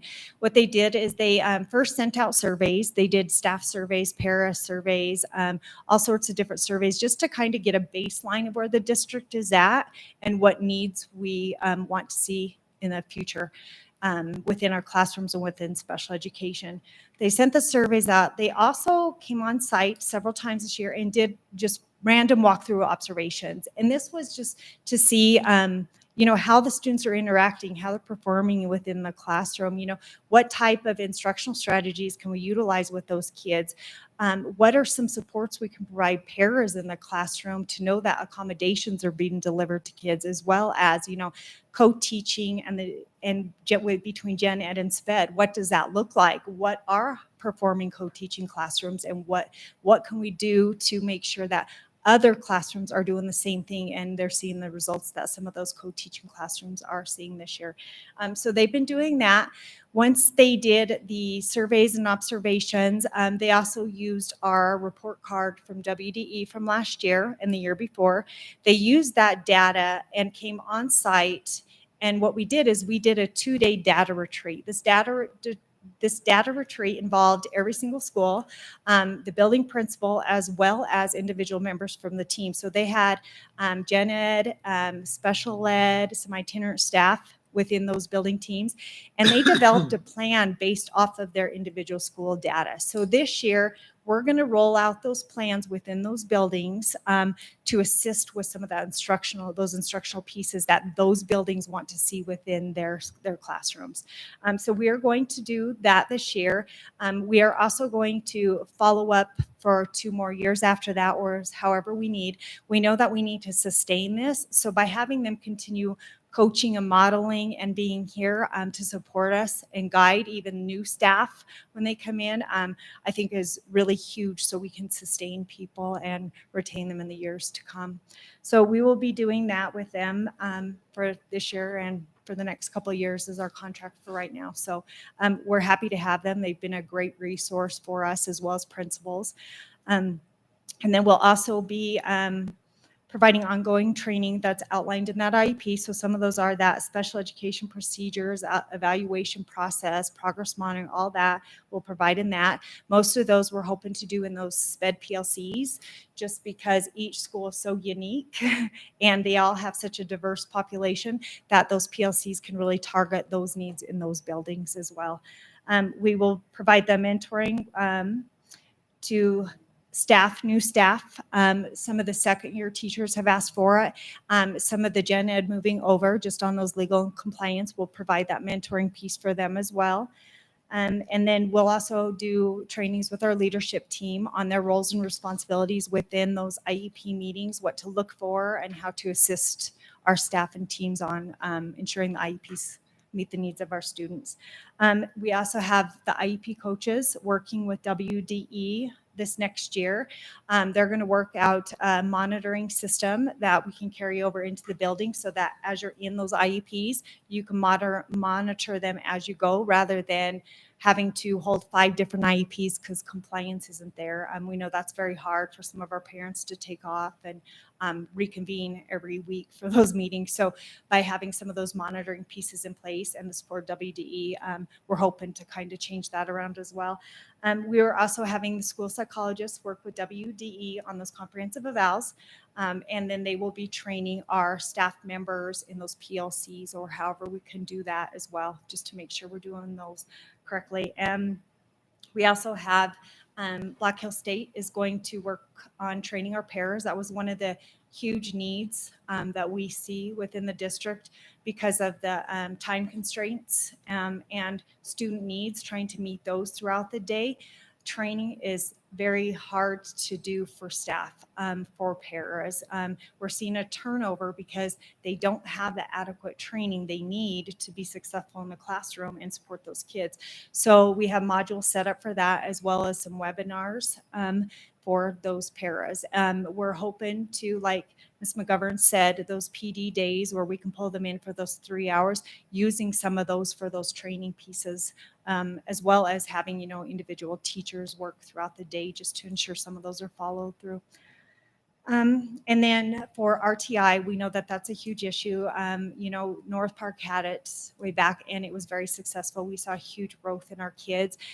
It was a team effort. We all worked on interventions. We all had an intervention. Our kids were moved around based off data teams on a 8-week basis or 6-week. I can remember. But that was very successful. So we would like to put some of those pieces in place for our students. With the RTI, we're going to be working with Black Hill State as well as with that. And we have a contract with Solution Tree for our individual buildings as well for the RTI model, getting those foundations set up and getting that rolling out. Any questions? Any questions? Sped is not fun, so I apologize. I guess my question is, we've heard for years that the special ed staff, I understand the paperwork is massive. And obviously the concern, the cutting and pasting and stuff like that is concerning, obviously. Do you anticipate that moving to the 4-day week will provide more opportunity for training as well as maybe some time to individualize more of that paperwork? What do you see as some of those solutions? I think that will give them more time to do the paperwork duties. I think one of the biggest areas of need is our procedure manual. They have that as kind of a guidance document in some of those areas, but reviewing it, you do it the first year, but going back to it, you don't do. So I think that training in those PLCs on some of those pieces might ease up some of that too. So they're more familiar with what needs to go in those sections as well. Some of those training pieces, I think once they know what needs to be in there, what those compliance pieces are, I think it will become easier. And knowing that they're getting that time to do that and to develop those IEPs and draft them, I think that will help. So when it comes to the training, are you anticipating actually in-person kinds of training or a webinar or something like that, rather than here's the manual, this is what it says, this is what you need to do? We're looking at PLCs for the Utilizing for that. procedural manuals, just because each school is so unique. The secondary needs are not the same as elementary, Right. and elementary with special programs are not the same as elementary with just resource. So that is going to be tailored to those individual schools, as well as the unique needs of some of those staff members. I mean, Okay. there's higher population, just the diversity is so unique that training for those IEP development as well as the comprehensive evals will be unique to those buildings. It'll all have the same guidance, but when you have students with more severe issues or multiple, it gets harder to really write those IEPs. They're more detailed. And so I think that's a huge training for those staff members in schools. Thank you. Any other questions? Thank you. I think from the HR side, you need to be prepared to hear grumbling. I watched this and it's the same thing that we are getting, I would almost say reprimanded. This was probably the most harsh report we've ever received from the state. From HR side, when you hear the best thing you can do is get rid of a bunch of the staff and replace them with people that want to work with kids, that was something that was not easy to swallow. And they made that comment based off of the lack of empathy and the information that the teachers themselves provided in the interviews. And so it's the same thing coming around again.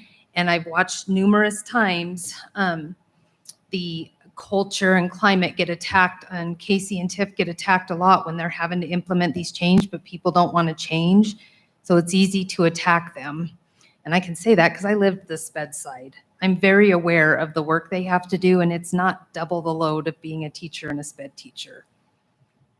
And I think that the biggest thing about the training and understanding the IEP process is the litigation world. You know, if you develop an IEP based off that comprehensive and it's compliant, you can go on the court stand and you can defend it. It's Right. not hard. Right. And a lot of times those cases are dismissed. But when you go up there and the evaluation isn't meeting the IEP, or the IEP is not reflecting those needs of the kids, that's when litigation steps in. And that's hard on anybody involved. We've lived it. It's traumatizing.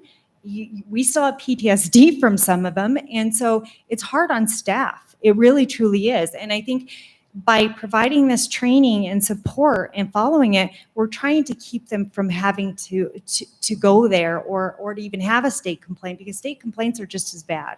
Right. And I do want to say this, congratulations, Sweetwater won. This was the first state complaint we've won. And so that's a huge kudos to our district, because we know that guidance is being followed. You know, it's just a systemic thing that we need to make sure that we continue to do. Thank you. You have to go slow to go fast in SPED with that SPED manual. And that SPED manual is not hard to read. And it actually is the IEP with an example. So if you honestly sit down and work through that, I don't know. I see the other side and I've seen it and I hear some of the complaints and I know what's set up. So we just need to follow through, and we need to make sure the supports are in place to help people follow through. Right.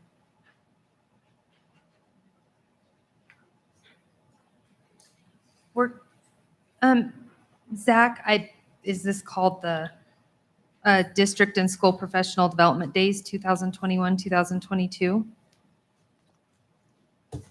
Yes, thank you. This is just a draft overview. We've taken all of the Fridays that were in school, and we have identified which ones are district professional development, which means Farson will also be on our same schedule, and which ones are the school designated professional development, which Farson is, we have district and school because Farson is not completely upheaving their entire schedule that's been working for them for some time.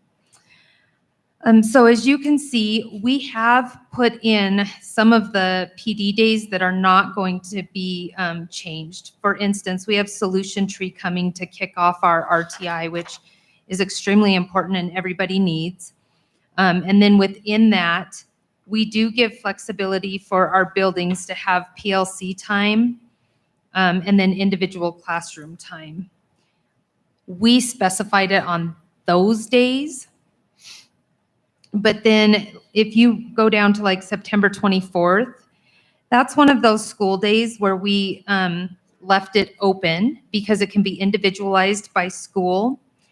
And we let them know that there has to be a minimum of 2.5 hours of classroom time. That's for the teachers to have in the classroom. There'll be lunch on their own, a minimum of the 2.5 hours of PLC time, and then 2 hours of building time. And that might include some staff things. That might some principals have plans for vertical alignment to be working on.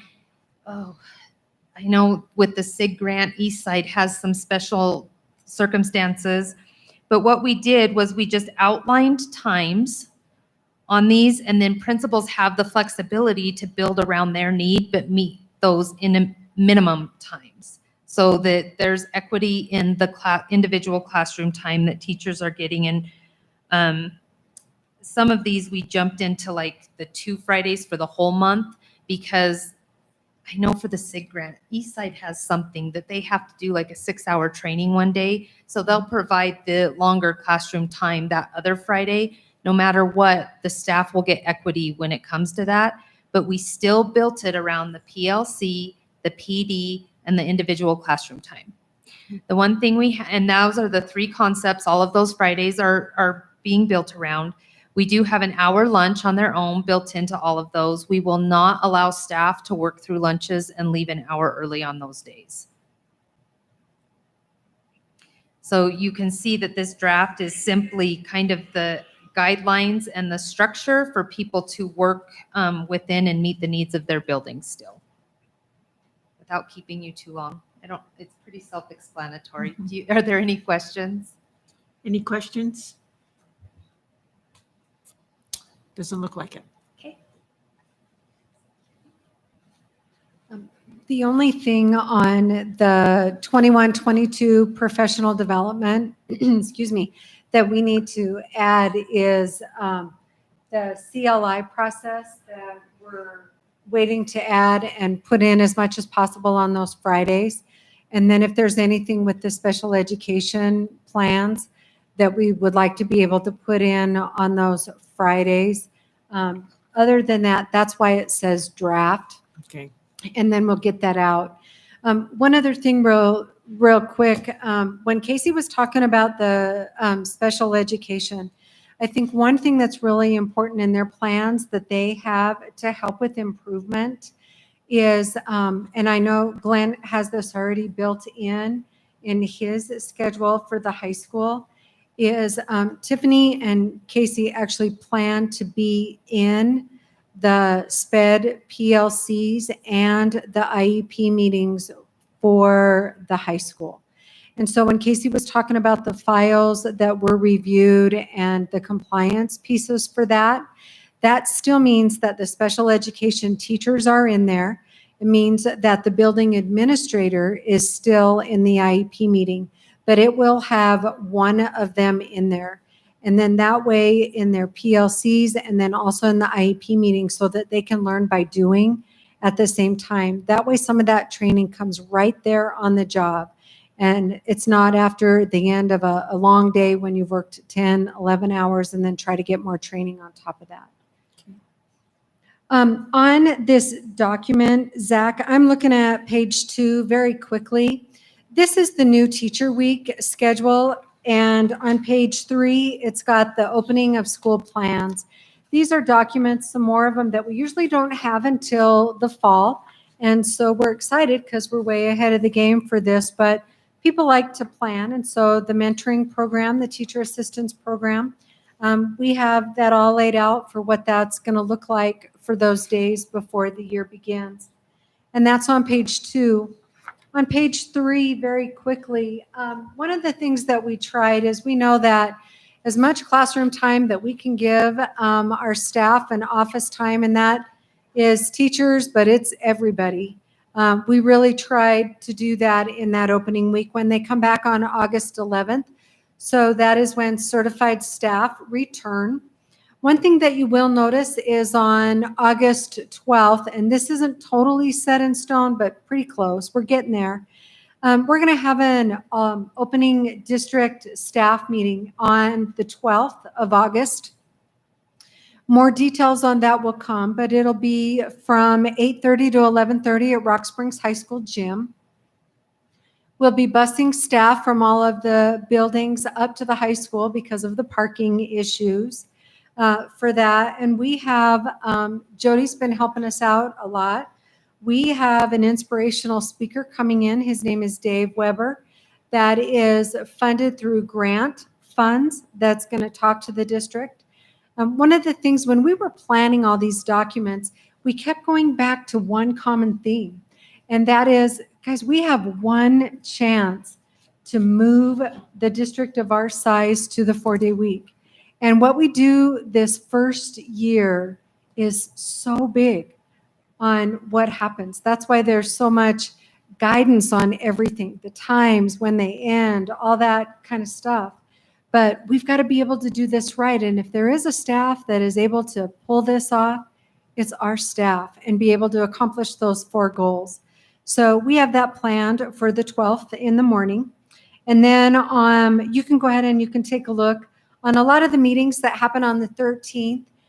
We've tried to make those half-day meetings. So if they were full day before, we've said, you know what, no, we need to back that up and slow that down and give more time back.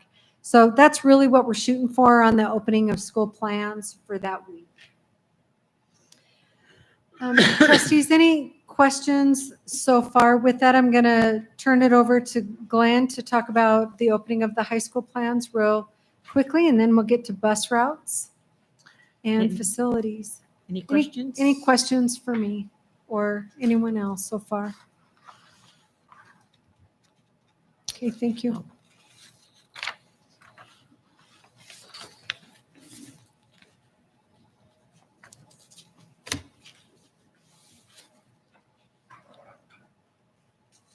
Good evening, Chair Jellicoe, board members, Superintendent McGovern. It is an honor to be here tonight. I am Glenn Supas. I will be the principal of Rock Springs High School for the coming year. It's a great year to be a Tiger. Only thing I can say. We've got lots of plans going on, and I thought it was important that we share some of those plans that I developed, plans I've shared with the staff, and how we're going to move forward. So, Zach, I'm going to try the button because no one else has.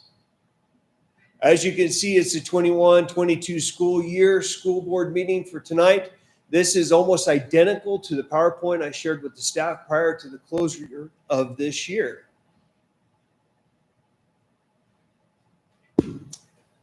This is the driving force. Begin like you plan on never leaving. This is where I'm going to go, and the SUPA 7.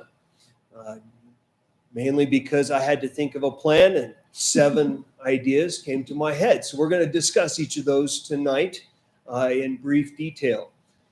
Zach, if you go ahead and go to the next slide. Graduation. This is our first and foremost plan. This is why we're here. This is everyone's responsibility at Rock Springs High School. They are our kids, every single one of them. And there are only 2 questions that are going to drive our school year. 1, is it good for kids? And 2, how does it affect graduation? That's the business we're in, is graduating students. So this is going to be important for us this year. Expectations and accountability. One of the quotes that I shared with the staff was, what is good for our kids is not always easy for the adults. And that is very true when it comes to the expectations and accountability piece. We're going to focus on routines, procedures, and expectations, and holding everyone accountable for routines, procedures, and expectations. We're going to talk about being present, what it means to be there physically and mentally. And I'm a firm believer that if you are present in the situation, you will own the situation. So for all of our staff, all of our students, everyone at Rock Springs High School, we're going to focus on being present during the day, throughout the year. Communication. This is, of course, is a driving factor. Open, brief, concise, and factual. That is what's going to drive our communication, along with the big difference between need to know and want to know. Our communication is how we will communicate with all of our stakeholders. And providing assistance. We know our students need assistance at the secondary level, both with graduation, social, emotional learning. Our job is to provide that assistance to them. We're going to provide what our students need. And however we're going to provide it, that's what we're going to do. We're going to figure out what we need to do with it. We won't know until we ask. And that comes back to the communication piece. That comes back to being present. It comes back to the routines and procedures. And it also comes back to how we're going to graduate students. And PLCs, even though this has been a driving factor throughout the district, We're going to put all of our eggs in the PLC basket this year. We're going to focus on PLCs. We're going to focus on vertical and horizontal alignment. We're going to focus on data, the data that we can then apply to changing our world at Rock Springs High School. And culture. Before the end of the school year, I gave the entire staff a very quick survey. And one of the questions, and it's going to be our question that we're going to ask throughout the year, what does it mean to be a tiger? Because there are many different interpretations of what it means to be a tiger. But if we can figure out what it means to be a tiger, then we can move our culture forward. And I know that there are many different opportunities that are going to be presented to us throughout this school year. But one of the most important opportunities we have is our Tiger Time. I worked with Mr. Blake. His is Den Time. Ours is Tiger Time. Tiger Time was set aside. It is 50 minutes every day during the school day.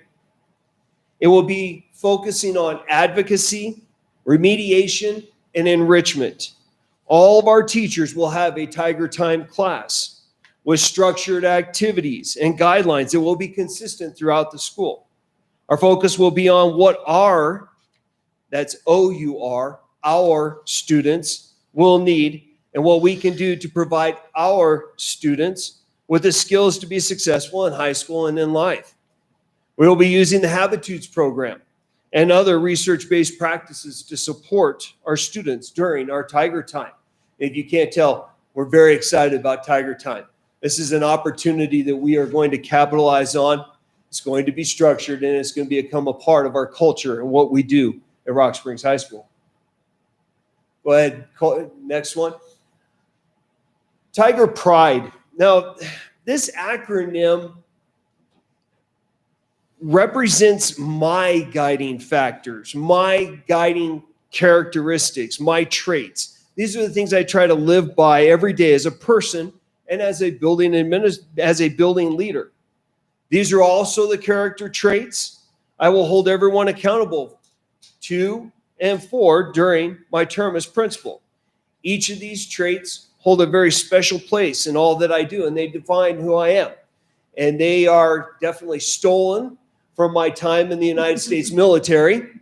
One of the acronyms that they use in the United States Army is leadership, loyalty, duty, respect, selfless service, honesty, integrity, and personal courage. That is what it means to be a leader. And I took from that what it means to have pride. Now, this is mine. This is not something that the staff collaborated on, but these are the traits I am going to hold people accountable for. Having that courage, respect, integrity, and determination are very much an important part of it. And we have to define excellence. That's one of those key things we have to define. And that's going to be part of our process as we redefine the culture at Rock Springs High School.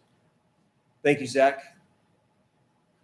This has already been shared with the members of the school board, but one of the things I wanted to bring to everybody's attention is the fact that we're going to have our open house before school starts. Why have it after they've already been there? Everybody's already seen it. We're going to go ahead and have it before. But what's going to be unique about the 16th is that morning at 8 o'clock, we're going to start one of 2 sessions of freshman orientation that is being coordinated by our school counselors. Our counselors came to me at the end of the school year and they said, we need to have a freshman orientation. I'm like, yeah, we need to have a freshman orientation and we need to feed them. You can't tell I never miss a meal. So it's important that we go ahead and we feed them and that we show them what it's like to be a tiger at Rock Springs High School.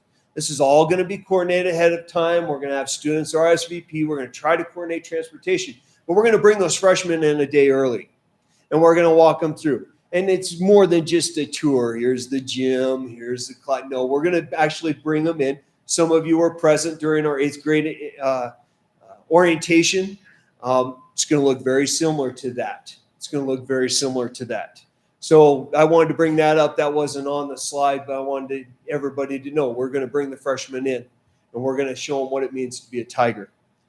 Go ahead, Zach, if you would, please.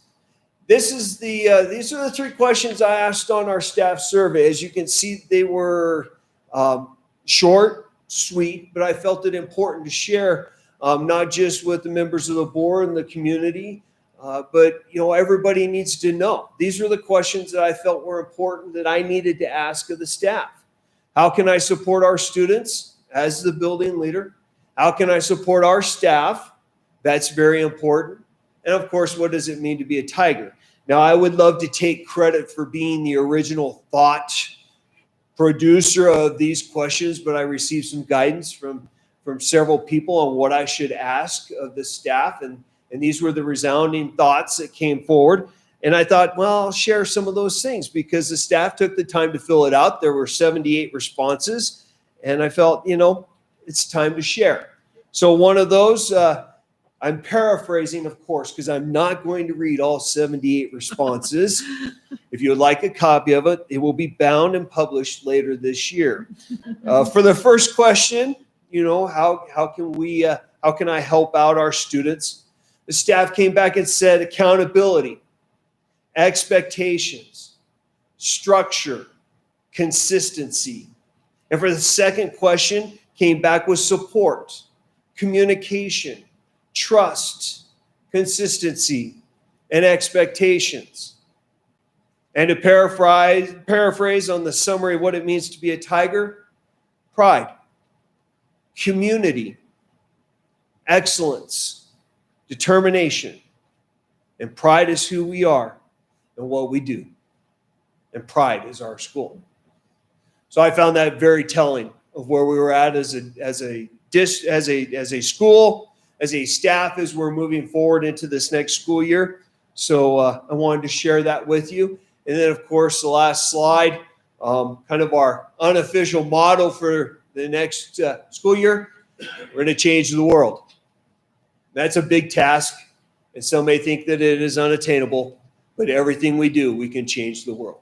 And, of course, you have a copy of my personal cell phone number. Please feel free to copy that down. Board members, Chair Jellicoe, you are always invited to come to our school. There will always be a hot cup of coffee if that's what you would like, and a tour and a visit. We are always open, and we are there for our entire community. So if there's any questions, I would love to entertain them at this time. Any questions? Thank you very much. You're very welcome. Thank you.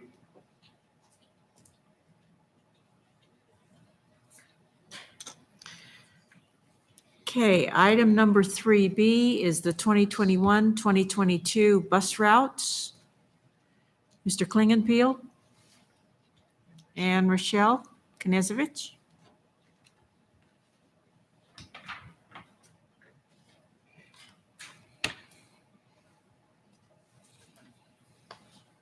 Madam Chair, members of the board, Superintendent McGovern, we're here to update you on some information with our routes, and then we'll answer any questions that you have afterwards. I'm here for the easy questions. I brought Rochelle for the difficult questions, so I will defer to her for those. If you hear nothing else, please hear this part, parents. The most important thing that I would like to help you do is to make sure that you sign up for Parent Square. That's how we're going to update you with any changes and provide any information for you. Stephanie, correct me if I'm wrong, but make sure, parents, that you are specifically signing up for Parent Square at the school or schools that your student or students is or are attending. Each school has a transportation section, and the transportation department posts any changes pertaining to a specific bus or school only to that school or schools. It depends. We're not going to send out irrelevant information on one bus to the entire district. It's a waste of your time. It's a waste of our time, and you don't need all that information. All right? So please, if you hear anything, parents, sign up for Parent Square. All right? I'm going to start with drop-off times. Drop-off times for the elementary schools is 7:50 a.m. The high schools and the junior high drop-off time is 7:45 a.m. Each and every route has been driven real time. We've gone out, we've stopped, we've opened the doors, turned on the lights, did everything like we're going to do on a route. And then we combined those times that the drivers got with our drop-off times to get our start times for each route and to coincide with our drop-off time. So every stop, every start time has been tested and driven. So the issue with our drop-off times, they don't allow us to do tiered routes. Tiered route is when times are staggered and one driver can do 2 routes. We can't do that anymore. And it is true that many of our route start times are going to be earlier than last year. The reason for that is because we have less buses, and therefore we're going to have more students on each bus. Each bus is most likely going to be full. So it's going to take us longer because we're going to have more stops. So our routes are going to take longer. That's going to be an issue. That's the issue that we're having. There's nothing that we can do about that. So any questions on that so far? Any questions? All right. Please proceed. Okay. The district has also required that all students register for transportation starting for the 21-22 school year. This requirement is going to continue indefinitely. Each year we're going to have students register. Students cannot be provided transportation unless they have registered for transportation. Each student is going to be assigned to a particular bus and will not be allowed to ride any other bus. Again, because those buses are going to be full, we're not going to have the seats for them on other buses. So 90% of the time, we're not going to have room on a different bus for a student to go to another place. So they're going to have to ride the bus that they are going to be assigned. Attendance going to be taken during the AM and PM routes. It's going to be via school bus manager. That's the new program that transportation purchased. And school bus manager, this is another thing that I'd like you to hear. School bus manager is updated by Power School.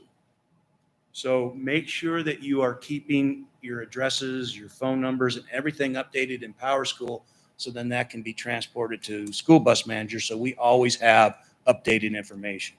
I don't want to send out a parent square to you and you not get it because you didn't update your school or your phone number or your address. So make sure that you're doing that, please. Here's some numbers.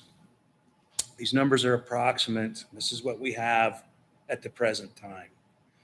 For our AM routes, we have approximately 1,628 seats on our buses available each day for our general education routes. It doesn't count our special education routes or anything like that, but that's about what we have for our general education routes. The average number of riders each day for general education routes during the 2020-21 school year was about 1,870 students. So right now we have approximately 1,191 students registered for transportation. Students will not be provided transportation if they live in the no transportation zone. No transportation zone for K6 is 1 mile radius, and the transportation zone for 7-12 is a 2-mile radius. The rules for minimum standards for transportation students is from Chapter 20. That's rules for student transportation, and that governs and standardizes student transportation throughout the state. So everybody in the entire state, every district uses Chapter 20 for rules for governance and standardization. Due to our dismissal times being staggered, our PM routes are going to look more like the routes have in the past. However, that doesn't mean that there will not be changes. There could be changes still. This is a new schedule. This is what I would like you to keep in mind. This is a new schedule. As we progress toward the start of school for the 21-22 school year, we're going to probably have updates, and we may have issues that come up that need to be revised. Hopefully it's not going to be a lot, but we may have some issues because we still have new information coming in. For instance, we don't have all our kindergarten. We have very few of our kindergarten students registered. When they get registered, we will know more about what our routes are going to look like a little bit closer. Also, after the start and the progression, as we progress through the 21-22 school year, we're most likely going to see more issues that need to be corrected. Again, it's new. There may be things that we have not anticipated, and things may change. But the reevaluation and reworking of our routes, it's a continuous process throughout each school year. We've always done it. We've always made those changes as they need to be made. So if there's something that's going to improve our routes and it's good for all our students and it's within our Chapter 20 rules, we're going to make those changes. All right? And that's all I have. Any questions? Any questions? Madam Chair, Mrs. Thompson? so you were talking about how they need to register. Is there somewhere? I'm sorry. How do they do that? How does a parent register their kids to ride the bus? There was a registration form. It was put out and it was open and it was closed. And that was back in like When March did we do or that, April? Steph? May. So if they miss that, then what are their next steps?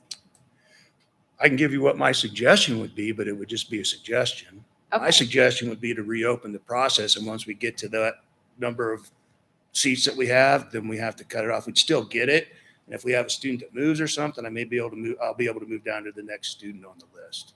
So my suggestion would be to reopen it, and then we'll cut it off at a certain point when we get to that number of seats. We, over the last couple of years, we have authorized some exceptions due to unsafe conditions. Have those been carried forward to this, to these? No.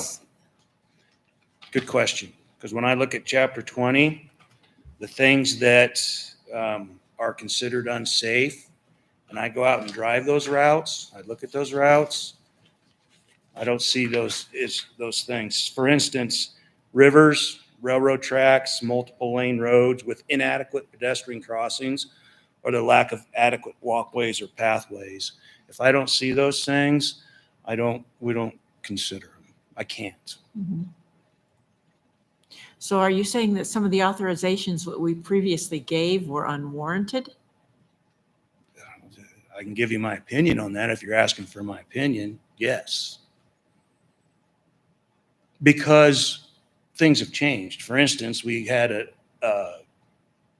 intersection that didn't have a stop sign or crosswalks. It does now.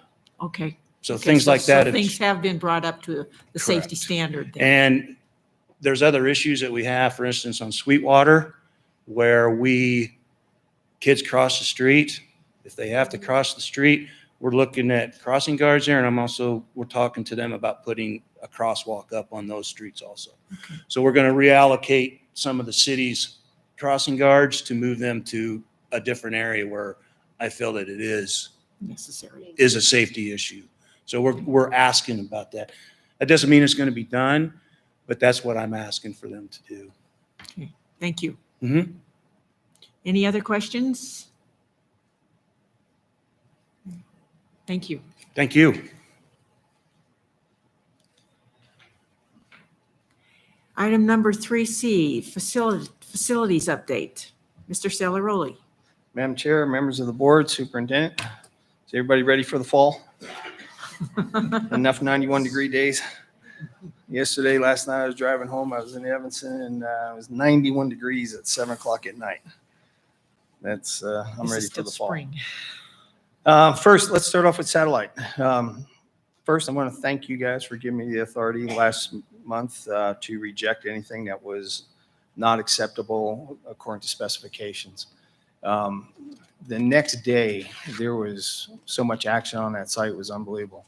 I would like to thank all of the local contractors. I mean, the local guys, it's just a fantastic argument why we should use more local people. I know we have to go out to bid. The next qualifying bid should really, in my opinion, I'd like to see local people be considered rather than a lot of other factors. The local guys came together, and what they did was short of spectacular. Everybody from Vaughn's, you got Vaughn's, DiBernardi's, HDC. I mean, they just got with the program. Was there a little bit of, dialogue, shall we say? Yes, there was. I mean, all these guys are spirited. I would expect nothing less. But the project is moving along. We're having some issues with some of the out-of-state guys. The out-of-state guys, I mean, when they leave, it's difficult to get them to come back. But last week, they were sandblasting a lot of the paint off that we had rejected. They were putting claims for replacing some of the ductwork. I didn't make the last OSC meeting because I had to go to Cheyenne for another meeting. Mark Patillo attended the meeting and called me from time to time to, just ask me some of the things that we would approve. And everything seems to be running well now. Will there be some delays in some of the trades? Probably. FF&E is coming in, so there can't be much delays. Otherwise, they're going to be going for storage units for the products as they come in. But I think they're moving at a pretty good pace right now. I'll be on the sites. I'll head out there tomorrow and kind of get caught up on things. And if anybody wants a report individually, you can certainly give me a call, and I'll be more than happy to update you with an exact update from being on the site. Any questions about satellite? Do you anticipate it being ready for the first day of school? No, I don't. Well, for first day of school, yes. For the actual day that was designated to be, the final day. No, I I'm don't. more interested in the first day of school. I know that that's a concern, and based on our, meeting last week or last month, we didn't want to be held hostage to that.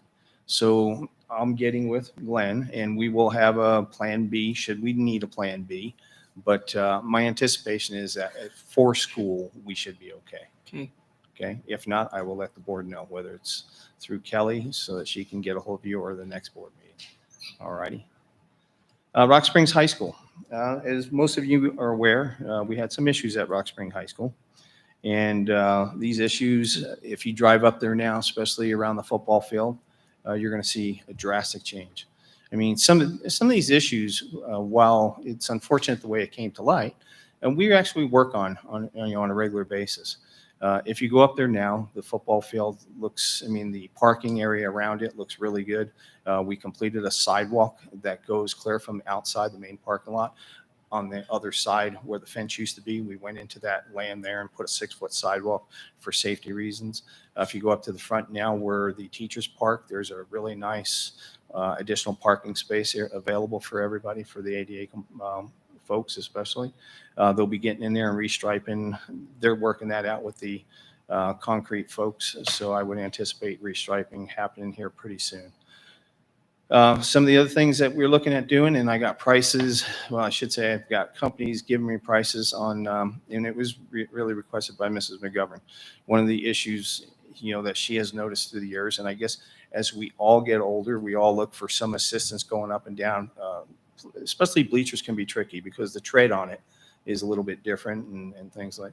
So we're looking at railings, and I've contacted several companies and we're getting prices. Like I said, I was out of town till tonight, but tomorrow I'll get with some of these companies. We'll give the dimensions of our seating and what the tread is and what the height is of the steps.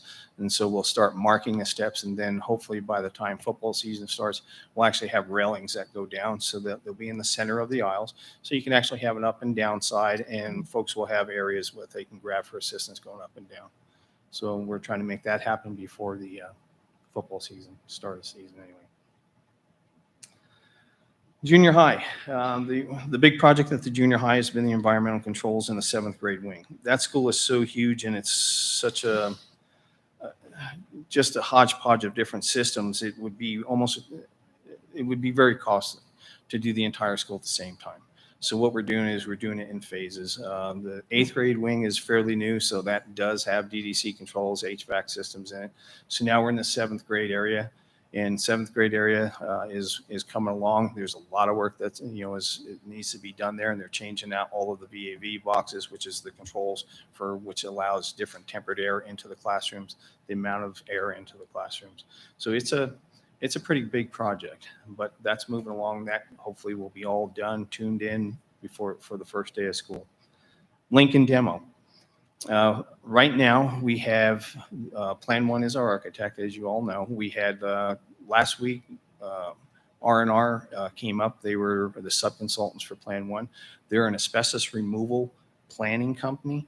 And so they went through the school, and what they do is they will actually write a plan that has to be authorized by a federal license. And that, once they get that, then that will be included in the pre-demolition of the school. Okay, that is probably one of the more important projects that you do on a demolition, because if you fail to identify asbestos and you demo and asbestos gets into the soil, you end up with big problems. So we usually allow that, and the state actually encourage us to go to a planning company to do that. So once that all gets done, then we'll go ahead and put the bid out for the demolition. So I would anticipate that coming here pretty soon. North Park, we published in the newspaper for carpeting of North Park, and we're doing that in phases. And what we'll do is, because I have a set budget, the budget will go mainly for the corridors in some select areas. If we have an area that is worse than others, because of whatever the reason, we'll go ahead and try to take those as far as phase one.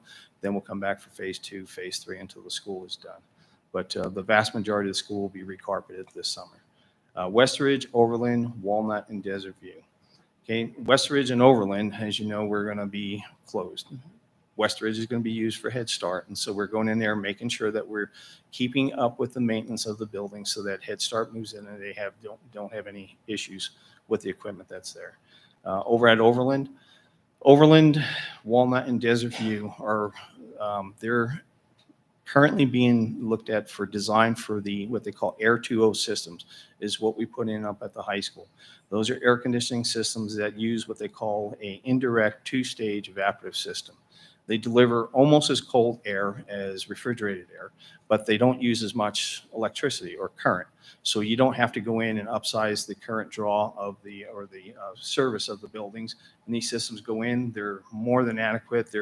I believe, especially for our climate where it's dry, hot and dry, I believe are going to be the way of the future. And I'll get into rebates here in a minute, but they're a phenomenal system. Hopefully these units, what our plan is to have them designed for all three schools. We will order all three at the same time. We'll do Overland first, so that by this time next year, Overland should be completed. And then we'll start on Walnut and Desert View. By the time we do Overland, we should know, because they're almost identical in the mechanical system designs. So by the time we do finish with Overland, we should pretty much have a good game plan and know the pitfalls of working with the existing ducting. And we should have Walnut and Desert View. That should go a pretty smooth project. And like I said, the objective is by 2022 school year to have all three of those schools online with a really good air conditioning system. Projects that are not on the plan, were not on my plan review and came up as kind of emergencies. The box culvert, we're doing a walkthrough here this week, and then so we'll be getting quotes. That's actually in your board packet. And then Stagecoach Elementary. Stagecoach Elementary, as you know from past, we looked at reflooring the school because it was developing a crack. And when we first looked at it, we thought that it was just that. It just had an expansion crack going through it. But we didn't like the idea. We got prices of replacing the floor with the same type of floor that we had. We were getting different contradictions from insulation from different manufacturers. Some folks said that they had to take it all off and then redo it. Other companies said, no, we can put our product right on top. So we kind of, last year, didn't move forward on it because school was approaching and we didn't feel that we had time that we can do it in time. This year, the crack not only developed bigger, but it developed 2 more cracks. So we called a structural engineer. He came in, and his evaluation of it left us with a pretty much dismal outlook as far as the surrounding area. The drainage system, for whatever reason, has sunk down where the storm drain is, and so water is not going into this storm sewer area, and it's infiltrating underneath the footings. That water, because we have expansive clay, which is why we go back to satellite and why I've been so particular on getting that expansion clay out and putting W-base in. That clay, as it expands, it now starts moving the floor and it starts cracking. And so based on his evaluation, he says it's imperative that we go in there and first cure the water problem. So that means we're going to dig out all that up, that one section that's on the north side of the building, and we have to fix it so that any water that does go into that building, goes in that area, goes down a storm sewer. One of the things that we're going to do is rip out the grass that's in that one particular area and put xeriscape in, because we just can't afford to keep watering and have the water infiltrate underneath the footings. Okay. We'll run cameras down the storm drains to make sure that the storm drain itself isn't damaged. But in the meantime, this will cure that issue. Then what we're going to do is go in, we'll saw cut the majority of it. The other thing that the structural engineer showed us was when you pour concrete slabs, you usually tie them in somehow, whether it's expansion type pinning, or in this case, it was on the plans that they should have keyways in there. So what that means is you kind of pour one slab and it's kind of like this, and then the other one kind of keyways into it so that it holds it. That was never done. And when you look down the expansion joint, you can see that there was never a keyway. It's clear straight down. You can take a ruler or tape measure and stick it down to you hit the dirt. So one of the things that when we talk to some of the contractors, we're getting prices, but we're not going out to bid, quite frankly, because we don't have the time to go out to bid. By the time we go out to bid, follow the process. I mean, this is an emergency. If we get water coming underneath and infiltrating, and we're going to have to shut that gym down. So we don't want to do that for the school year. So that's why that is coming to you as an emergency item as well. So those are two major projects that they were not on my plan review just because they came up during the course of the year. And even though the one was on there, after further evaluation, it really became quite a big deal. And it was a good thing that we didn't do a floor, because had we have done a floor, we'd be coming to you today asking you to possibly redoing the floor again. Okay, so we don't want to do that. Then lastly is I had visit from Rocky Mountain Power. And Rocky Mountain Power was going through our school district, all of our buildings, looking at rebates. And we have done quite a few projects over the past summer that qualify for rebates. When the engineer from Salt Lake heard that we were using these Air 2.0 systems, he was absolutely astounded, because he didn't believe that anybody even knew about them. It was something that Rocky Mountain Power is really getting into because of the energy savings. And the amount of money that we'll be saving on these projects and getting rebates for is really, I was really quite astounded. I mean, we're not talking about tens of thousands of dollars. It's much higher than that. So we're talking closer to the $100,000 mark. And that money for me goes back because I use major maintenance. Now I get to reimburse my major maintenance account so I can do more projects. So it's kind of, it's kind of a nice thing to have somebody come in and tell you, I know when I talked to Scott, we both had a smile. In fact, I went into his office. I couldn't contain myself. I was so happy because I don't really get news very often that what I did, I'm getting money back, personally or otherwise. So it was nice to talk to these guys. We're going into the process. This week, I'll start supplying them with the cut sheets, the submittals, and things like that. But of all the projects that we did, the project that we did at the high school with the Air 2.0s will yield us the highest rebates. And that money also will be rebatable on the projects, the future projects, Walnut, Desert View, and Overland. So as far as that, it's a busy summer. It's always a busy summer. I keep telling poor Joanne that next year we're going to be not as busy, and we just get busier and busier. So if anybody has any questions, needs to talk to me about anything, my door is always open. And Any feel free to call. questions? Thank you. Thank you. Item number 4 on the agenda, communications and correspondence or the public comment. If a member of the public initiates specific complaints or charges against an employee in order to protect the employee's rights to privacy and due process, the board will only hear those complaints or charges in closed session.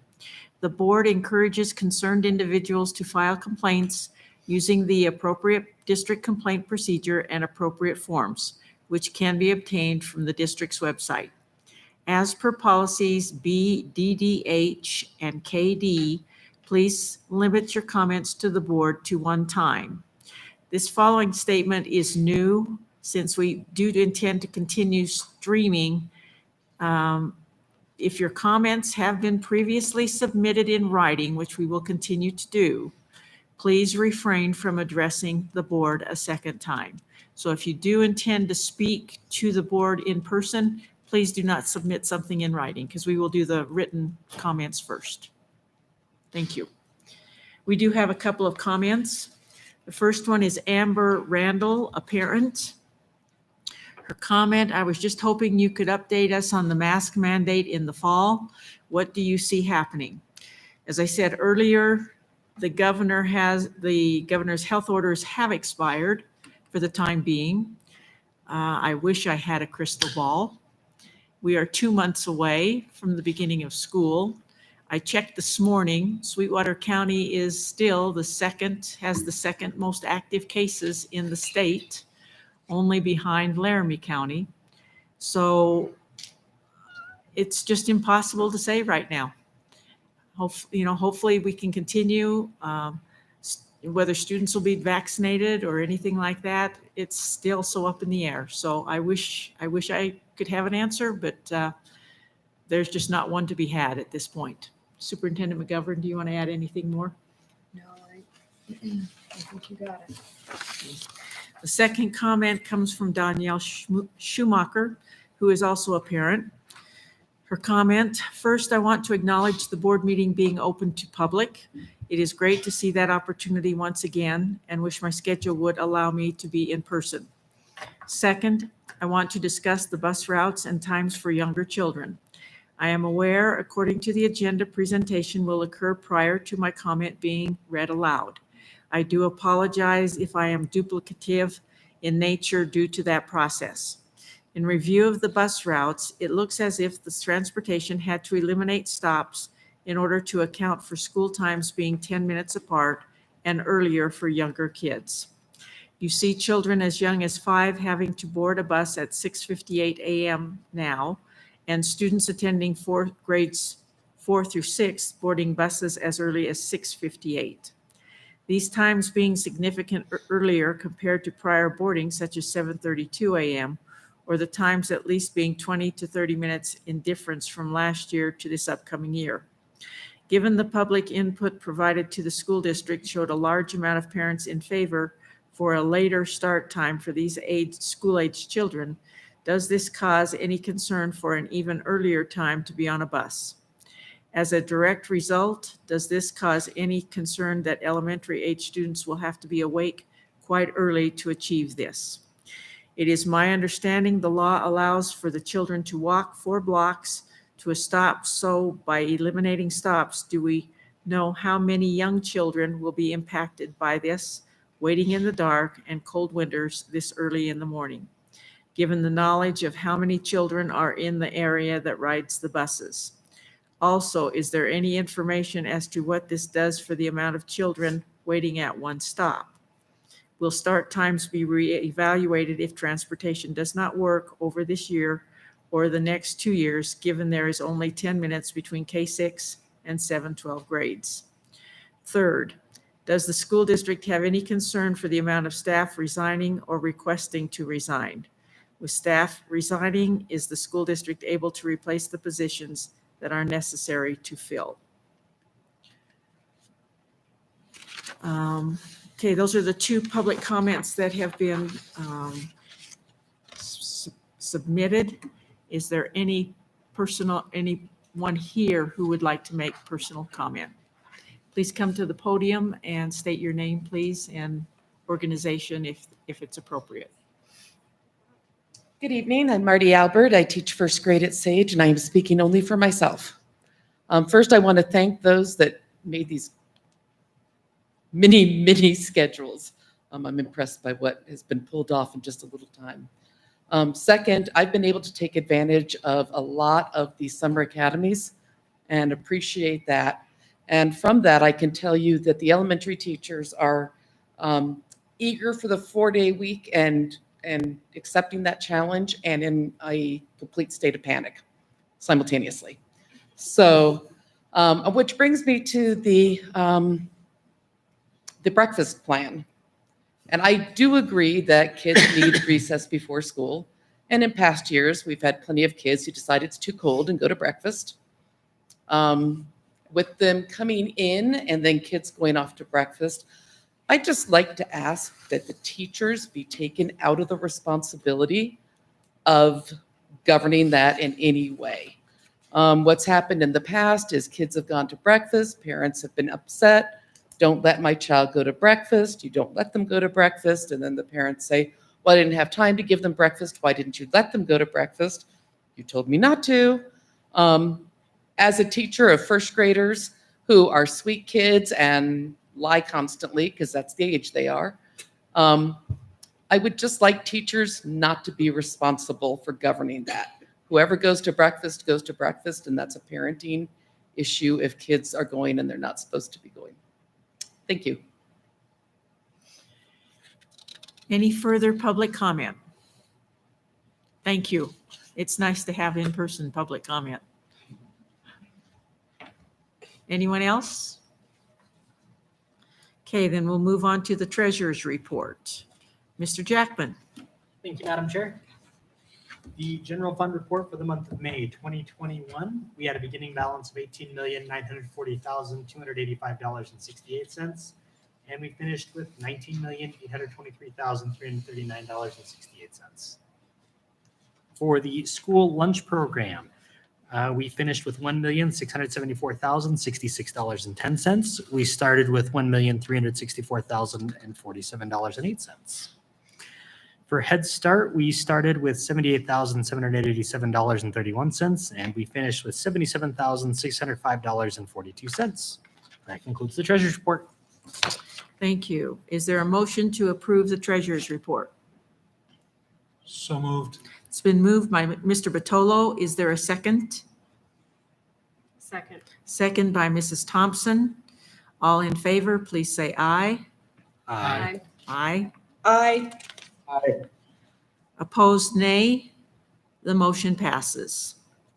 Okay, the warrants. Mr. Jackman again. Thank you, Madam Chair. Warrants from May 12, 2021 to June 14, 2021. Check numbers 144285 through 145061, totaling $8,079,268.28, and associated bank transfers. Thank you. Is there a motion to approve the warrants? So moved. Moved by Mrs. Thompson. Is there a second? Second. Second by Mr. Batolo. Second. All in favor, please say aye. Aye. Aye. Aye. Aye. Opposed, nay. The motion passes. Item number 7, the consent agenda. All matters listed under the consent agenda are matters about which the board has governing policies, implementation of which is delegated to the superintendent. They will be enacted in one motion in the order listed below. There will be no discussion of these items prior to the time the Board of Trustees votes on the motion, unless members of the board request specific items to be held and discussed separately and/or removed from this section. Minutes. 7A, approval of the minutes from the May 10th, 2021 regular board meeting and public hearing. 7B, approval of the minutes from the May 10th, 2021, 7:33 p.m. executive session. 7C, approval of the minutes from the May 10th, 2021, 8:55 p.m. executive session. Finance. 7D, approval of authorization of the superintendent of schools to sign federal forms. 7E, approval of the disclosure statements, conflict of interest, public investment. 7F, approval to move the regularly scheduled July board meeting to Wednesday, July 21st, 2021. 7G, approval to authorize the purchase of bulk teacher and office supplies for use throughout the district. 7H, approval to authorize the annual renewal of licensings for the Alio software package. Personnel. 7I, approval of personnel recommendations. Technology. 7J, approval to renew frontline licensing. 7K, approval to renew Dude Solutions. 7L, approval to renew Optimizon. 7M, approval of the bid for the purchase of laptop sleeves. Curriculum. 7N, approval of the renewal and purchase of Imagine Learning software licenses. 7O, approval of the renewal and purchase of training and support and comprehensive materials. Facilities. 7P, approval of the bid for the replacement of the box culvert on Jack Norris Drive or Jackson Street. 7Q, approval of the repairs of the Stagecoach Elementary School gym floor. 7R, approval to go out to bid for new carpeting at North Park Elementary School. Hearing none of the items held, is there a motion to approve items 7A through 7R? So moved. It's been moved by Mr. Jackman. Is there a second? Second. Second. Second by, Second. second by Mrs. Summers. Okay, all in favor, please say aye. Aye. Aye. Aye. Aye. Opposed, nay. The motion passes. Okay, let's go to the addendum. The addendum has item number 1, personnel. Item number 2A, transportation. Recommendation for approval to surplus the following 2 vehicles in accordance with the terms of the Diesel Emissions Reduction Act. It's unit number 49 and unit number 66. 2B, recommendation to authorize the district's transportation department to purchase 2 buses, both type C propane buses. To, let's see, nutrition services, item number 3. 3A, recommendation to renew the Department of Nutrition Services bid to purchase milk and other dairy products with Meadow Gold for the 2021-2022 school year, per the original 2020 Western Wyoming Food Co-op I-80 corridor bid document. 3B, recommendation to authorize the Department of Nutrition Services to purchase food product and supplies for the 2021-2022 school year. Let's see.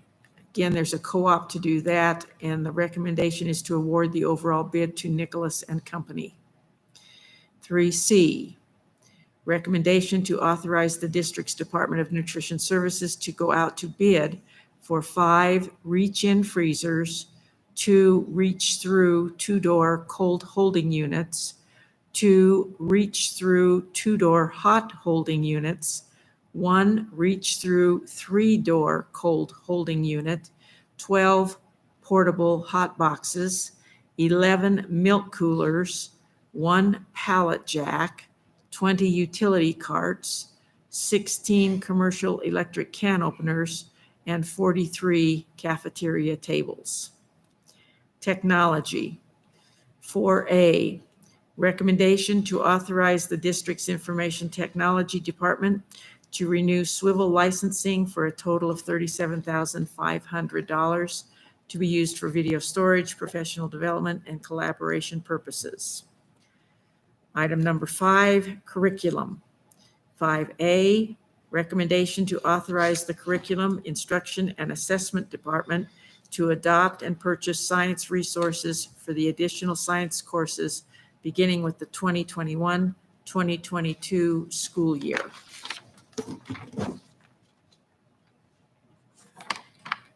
Okay, that is the addendum, excluding item number 6, which I will bring up with the other policies. Is there a motion to approve the addendum, items 1 through 5? So moved. Moved by Mr. So Jackman. moved. Is there a second? Second. Second by Mr. Reedy. All in favor, please say aye. Aye. Aye. Aye. Opposed, nay. Motion passes. Okay, item number 8, transportation, board information, school bus routes for the 2021-2022 school year. Number 9, board self-evaluation, board superintendent relationships. Okay, the items on this one include number 1, the board and superintendent work together in a spirit of mutual trust and respect. Number 2, the board understands the distinction between the board's role and the function of administration. Number 3, the board avoids interference with the superintendent's duties. Number 4, the board solicits input from the superintendent in the development of board policies. Number 5, the board encourages a spirit of open discussion so that board members and the superintendent are able to address important and sensitive issues. And number 6, the board provides regular opportunities for open communication between the board and the superintendent. So those are the board superintendent relationship statements. Anyone like to start us off?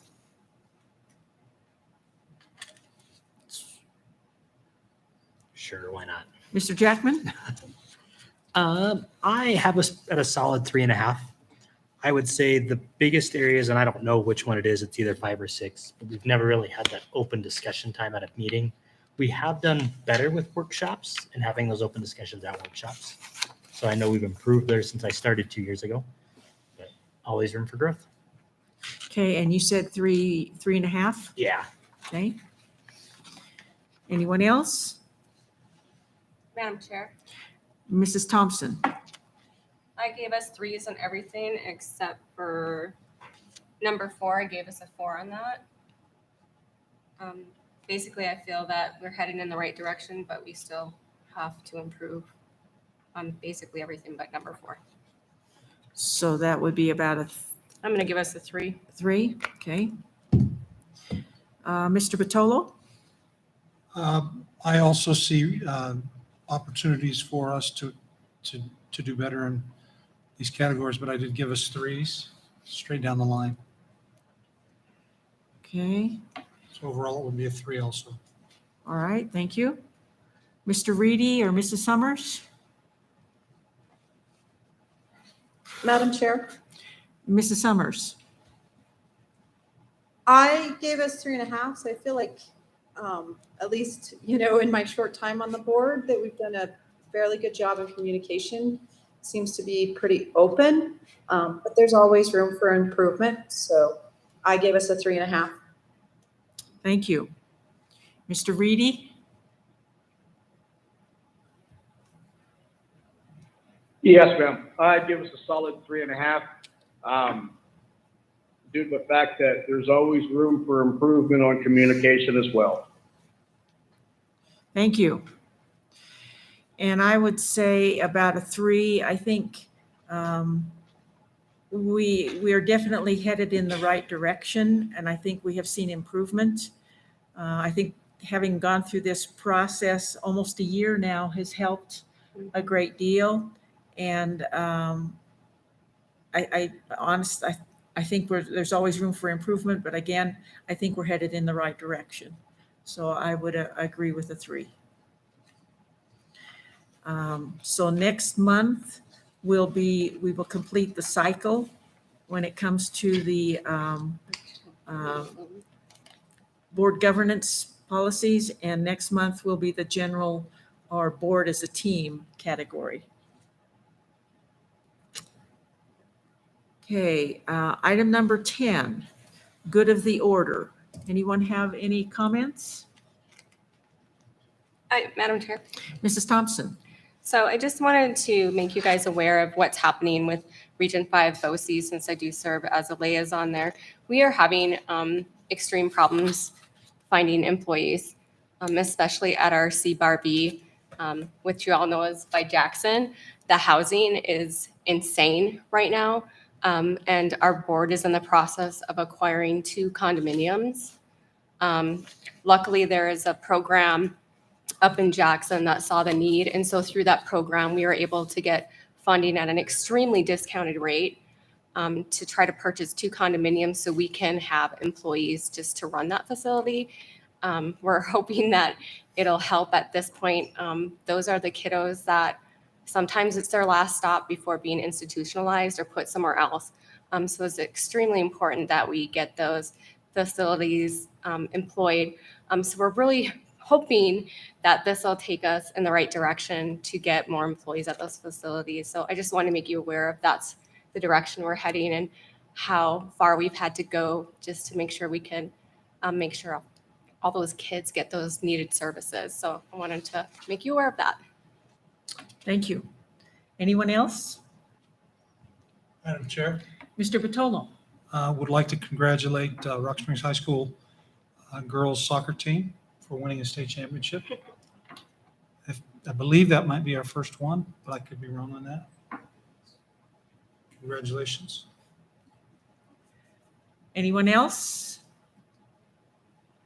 I have a couple of items. I sent out an informational email regarding WSBA's in connection with the University of Wyoming Law Department, their conference, which is August 5th and 6th. So if you are interested in that, you can contact Tonette, and she'll make those necessary registration arrangements, and then we'll look at a place for the overnight stay for that Friday night. I'd like to thank all the trustees for their involvement in the accreditation process. That was noted a couple of times in the report, and I have served on that committee for a couple of others, and it's not very usual to have the entire board participate in that process. And I appreciate all of the time that the trustees took to be a part of that. Finally, I would like to just throw something out and have the board consider, not necessarily for comment tonight, but some districts that I've spoken with, they have a student representative on the board. They're a non-voting member. And so that's just something I want to throw out. Typically, it's a high school student, but just, think about it, and we'll discuss it another night. But that might be something if we want input from students, it might be helpful to have a student rep on the board. As I said, non-voting, but at the same time, that kind of input, I think, is, we're seeking input all the time, and I think that's obviously, students is an area that we would value their input. So something to think about moving forward. Okay, I'm going to combine these two a little bit, the new business and the general board business.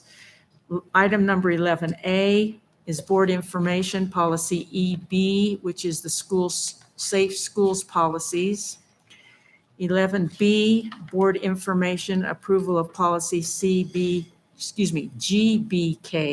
which is the tobacco-free school campus policy.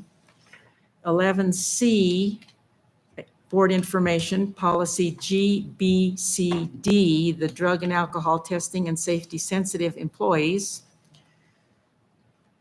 11D is board information policy GBCB, the drug-free workplace and testing. And then on the addendum, item number 6A, board information policy JEB, which is the entrance age and readiness assessment. 6B, board information, policy JEB-R, the kindergarten readiness assessment. 6C, board information, policy JEA, compulsory attendance ages. And 6D, board information, policy JEC, school admissions. So some of these, policy 11A, policy EB, has gone through the policy committee.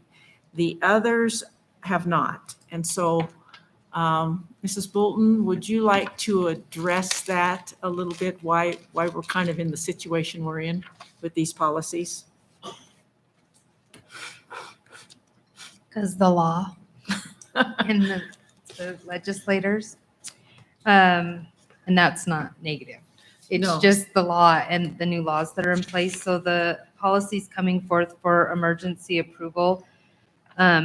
EB is our safety policy that did go through committee, but that does require training, and we have to have our drug and alcohol policy that follows the updated statutes, updated and approved in order to implement that going into the fall. And then the rest have to do with the new kindergarten start date and the requirements by the law that there has to be a policy and procedure in place by no later than August 1st for any kiddos whose birthday fall after August 1st, but before September 15th. And since we've had a lot of questions about that, I wanted to bring attention to that there, we will act on these at the emergency, at the special meeting on June 23rd. So again, kind of time is of the essence with these, even though they have not gone through the policy committee.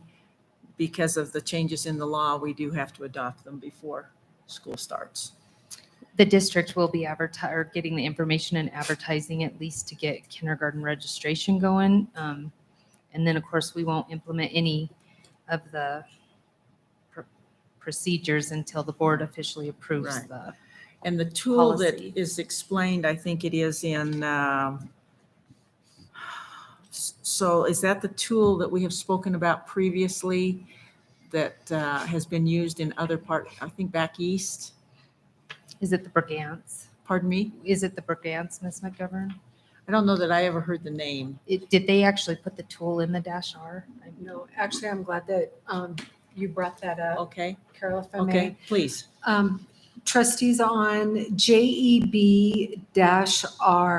So when it would come before the board at the meeting on the 23rd, if you take a look at that one, the one area that we will have completed when we get that agenda out to you is the exact dates for it. There's a couple blanks in there, like on section B, on I, and section C about the kindergarten readiness assessment.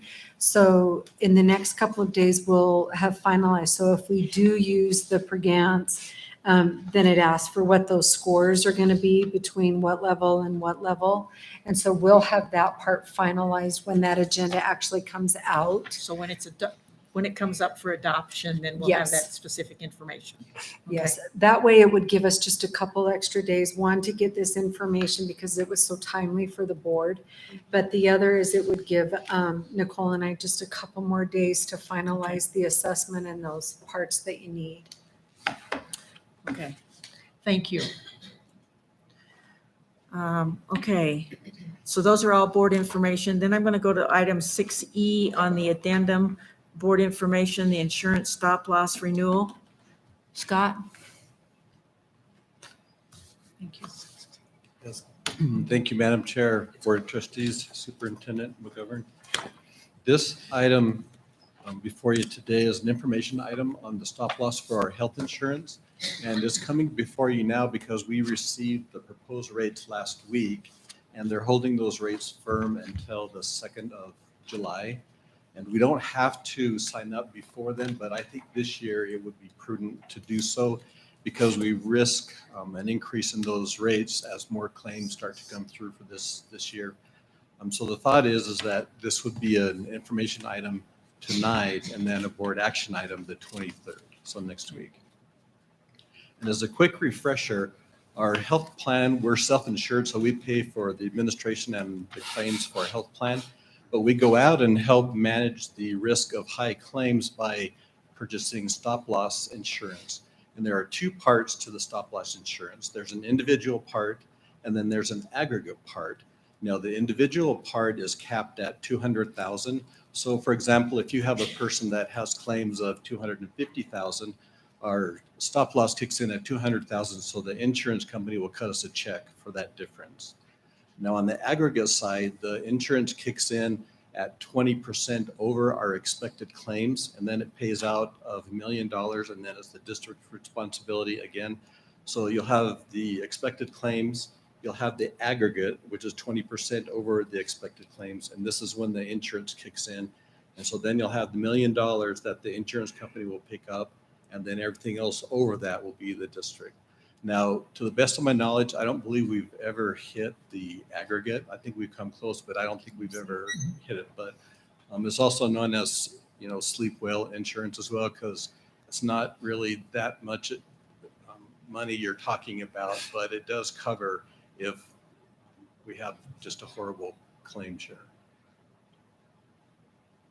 It's also important to stop losses because they use that when they calculate our health insurance premiums that will come before you in July, especially if we can get this signed by the 2nd, because they'll calculate what the expected claims are, and then the stop loss insurance, and then the claims processing, and all those go together to come up with the premium rates for each of the individual plans. So it's important there as well. Now, the company Voya, they're new to us, but they have come out with 3 options. The first one is to stay where we're at with the $200,000 limit per person, and that would result in an increase of about 20% of our stop loss premium rates themselves. Option 2 would be to increase that base to $225,000, and that would result in about a 6% increase to our stop loss rates. And the third option would be to raise it to $250,000 per person, and that would result in a reduction of about 8% on our stop loss rates. Our insurance consultant is recommending the $250,000 limit. I don't know if I'm quite there yet, simply because of COVID. I do think that there is some merit to raising that, because what happens over time is that if you keep your limit at 200,000, well, just due to inflation, your costs are going to rise as well. And so over time, you get a cost shift, if you will, toward the carrier, and then they're going to charge you more because they're picking up more of that risk. And that's where we find ourselves this year, in that the rates that they're proposing to stay where we're at 20%, that's higher than the medical trend rate. And I think the trend rate is somewhere between 12, 13% or so. And our district rate is less than 10%. So we're in that situation there where over time it's going to be cost prohibitive, I think, to keep at that low level. And now there is a break-even point with that, because to get from the 200,000 to the 225,000, that's about an additional $100,000 in premiums. And that's about 4 people. So you have that increase of the 25,000 per person. And so what that means is that if you have 4 people and you go with the 225,000, it would be about a wash as if you paid more and then had those other 4. And it's the same difference, if you will, to get from 225 to 250. It's about 4 people as well. It's another 100,000 increase in the premiums, and that works out to about 4 people. So that's the trade-off there. And so it's all about managing that risk and how you want to go about doing that. So the next meeting, we'll be asking to select one of those options, so then we can go ahead and lock in those stop loss rates. So my understanding is you do not as yet have a recommendation. No. I know what I would do, and I know what the insurance, We're close. our consultant Well, the would city do. wasn't And quite there yet, so. So, any other questions? Thank you. Okay, so that completes the addendum. Go back to item number 11E, the vacancy notice as of June 7th, 2021. 11F, the calendar for the months of June, July, August, and September 2021. And item 11G, the May 2021 Head Start Governing Board and Policy Council monthly report. So those are all informational items. Item number 12 is an executive session for the discussion of legal and personnel matters. I do not anticipate any action upon our return. Is there a motion to adjourn to executive session? So moved. It's been moved by Mr. Jackman. Is there a second? Second. Second by Mrs. Thompson. All in favor, please say aye. Aye. Aye. Aye. Okay, opposed, nay. The motion passes. So we are in executive session, again, for legal and personnel matters.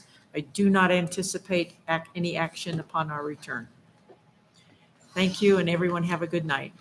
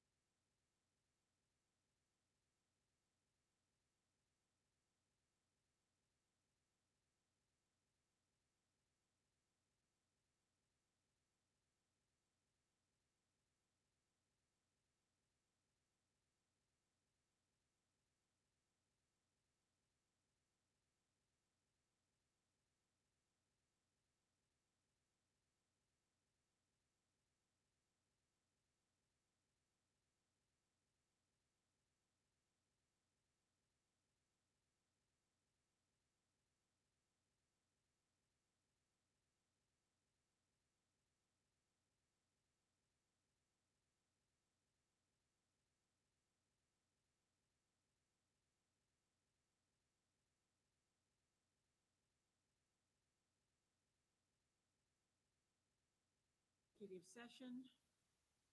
Aye. Aye. And motion passes.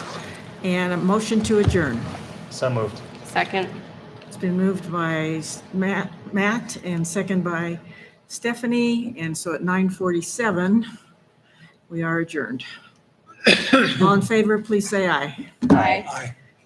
Okay, Aye. good night, everyone.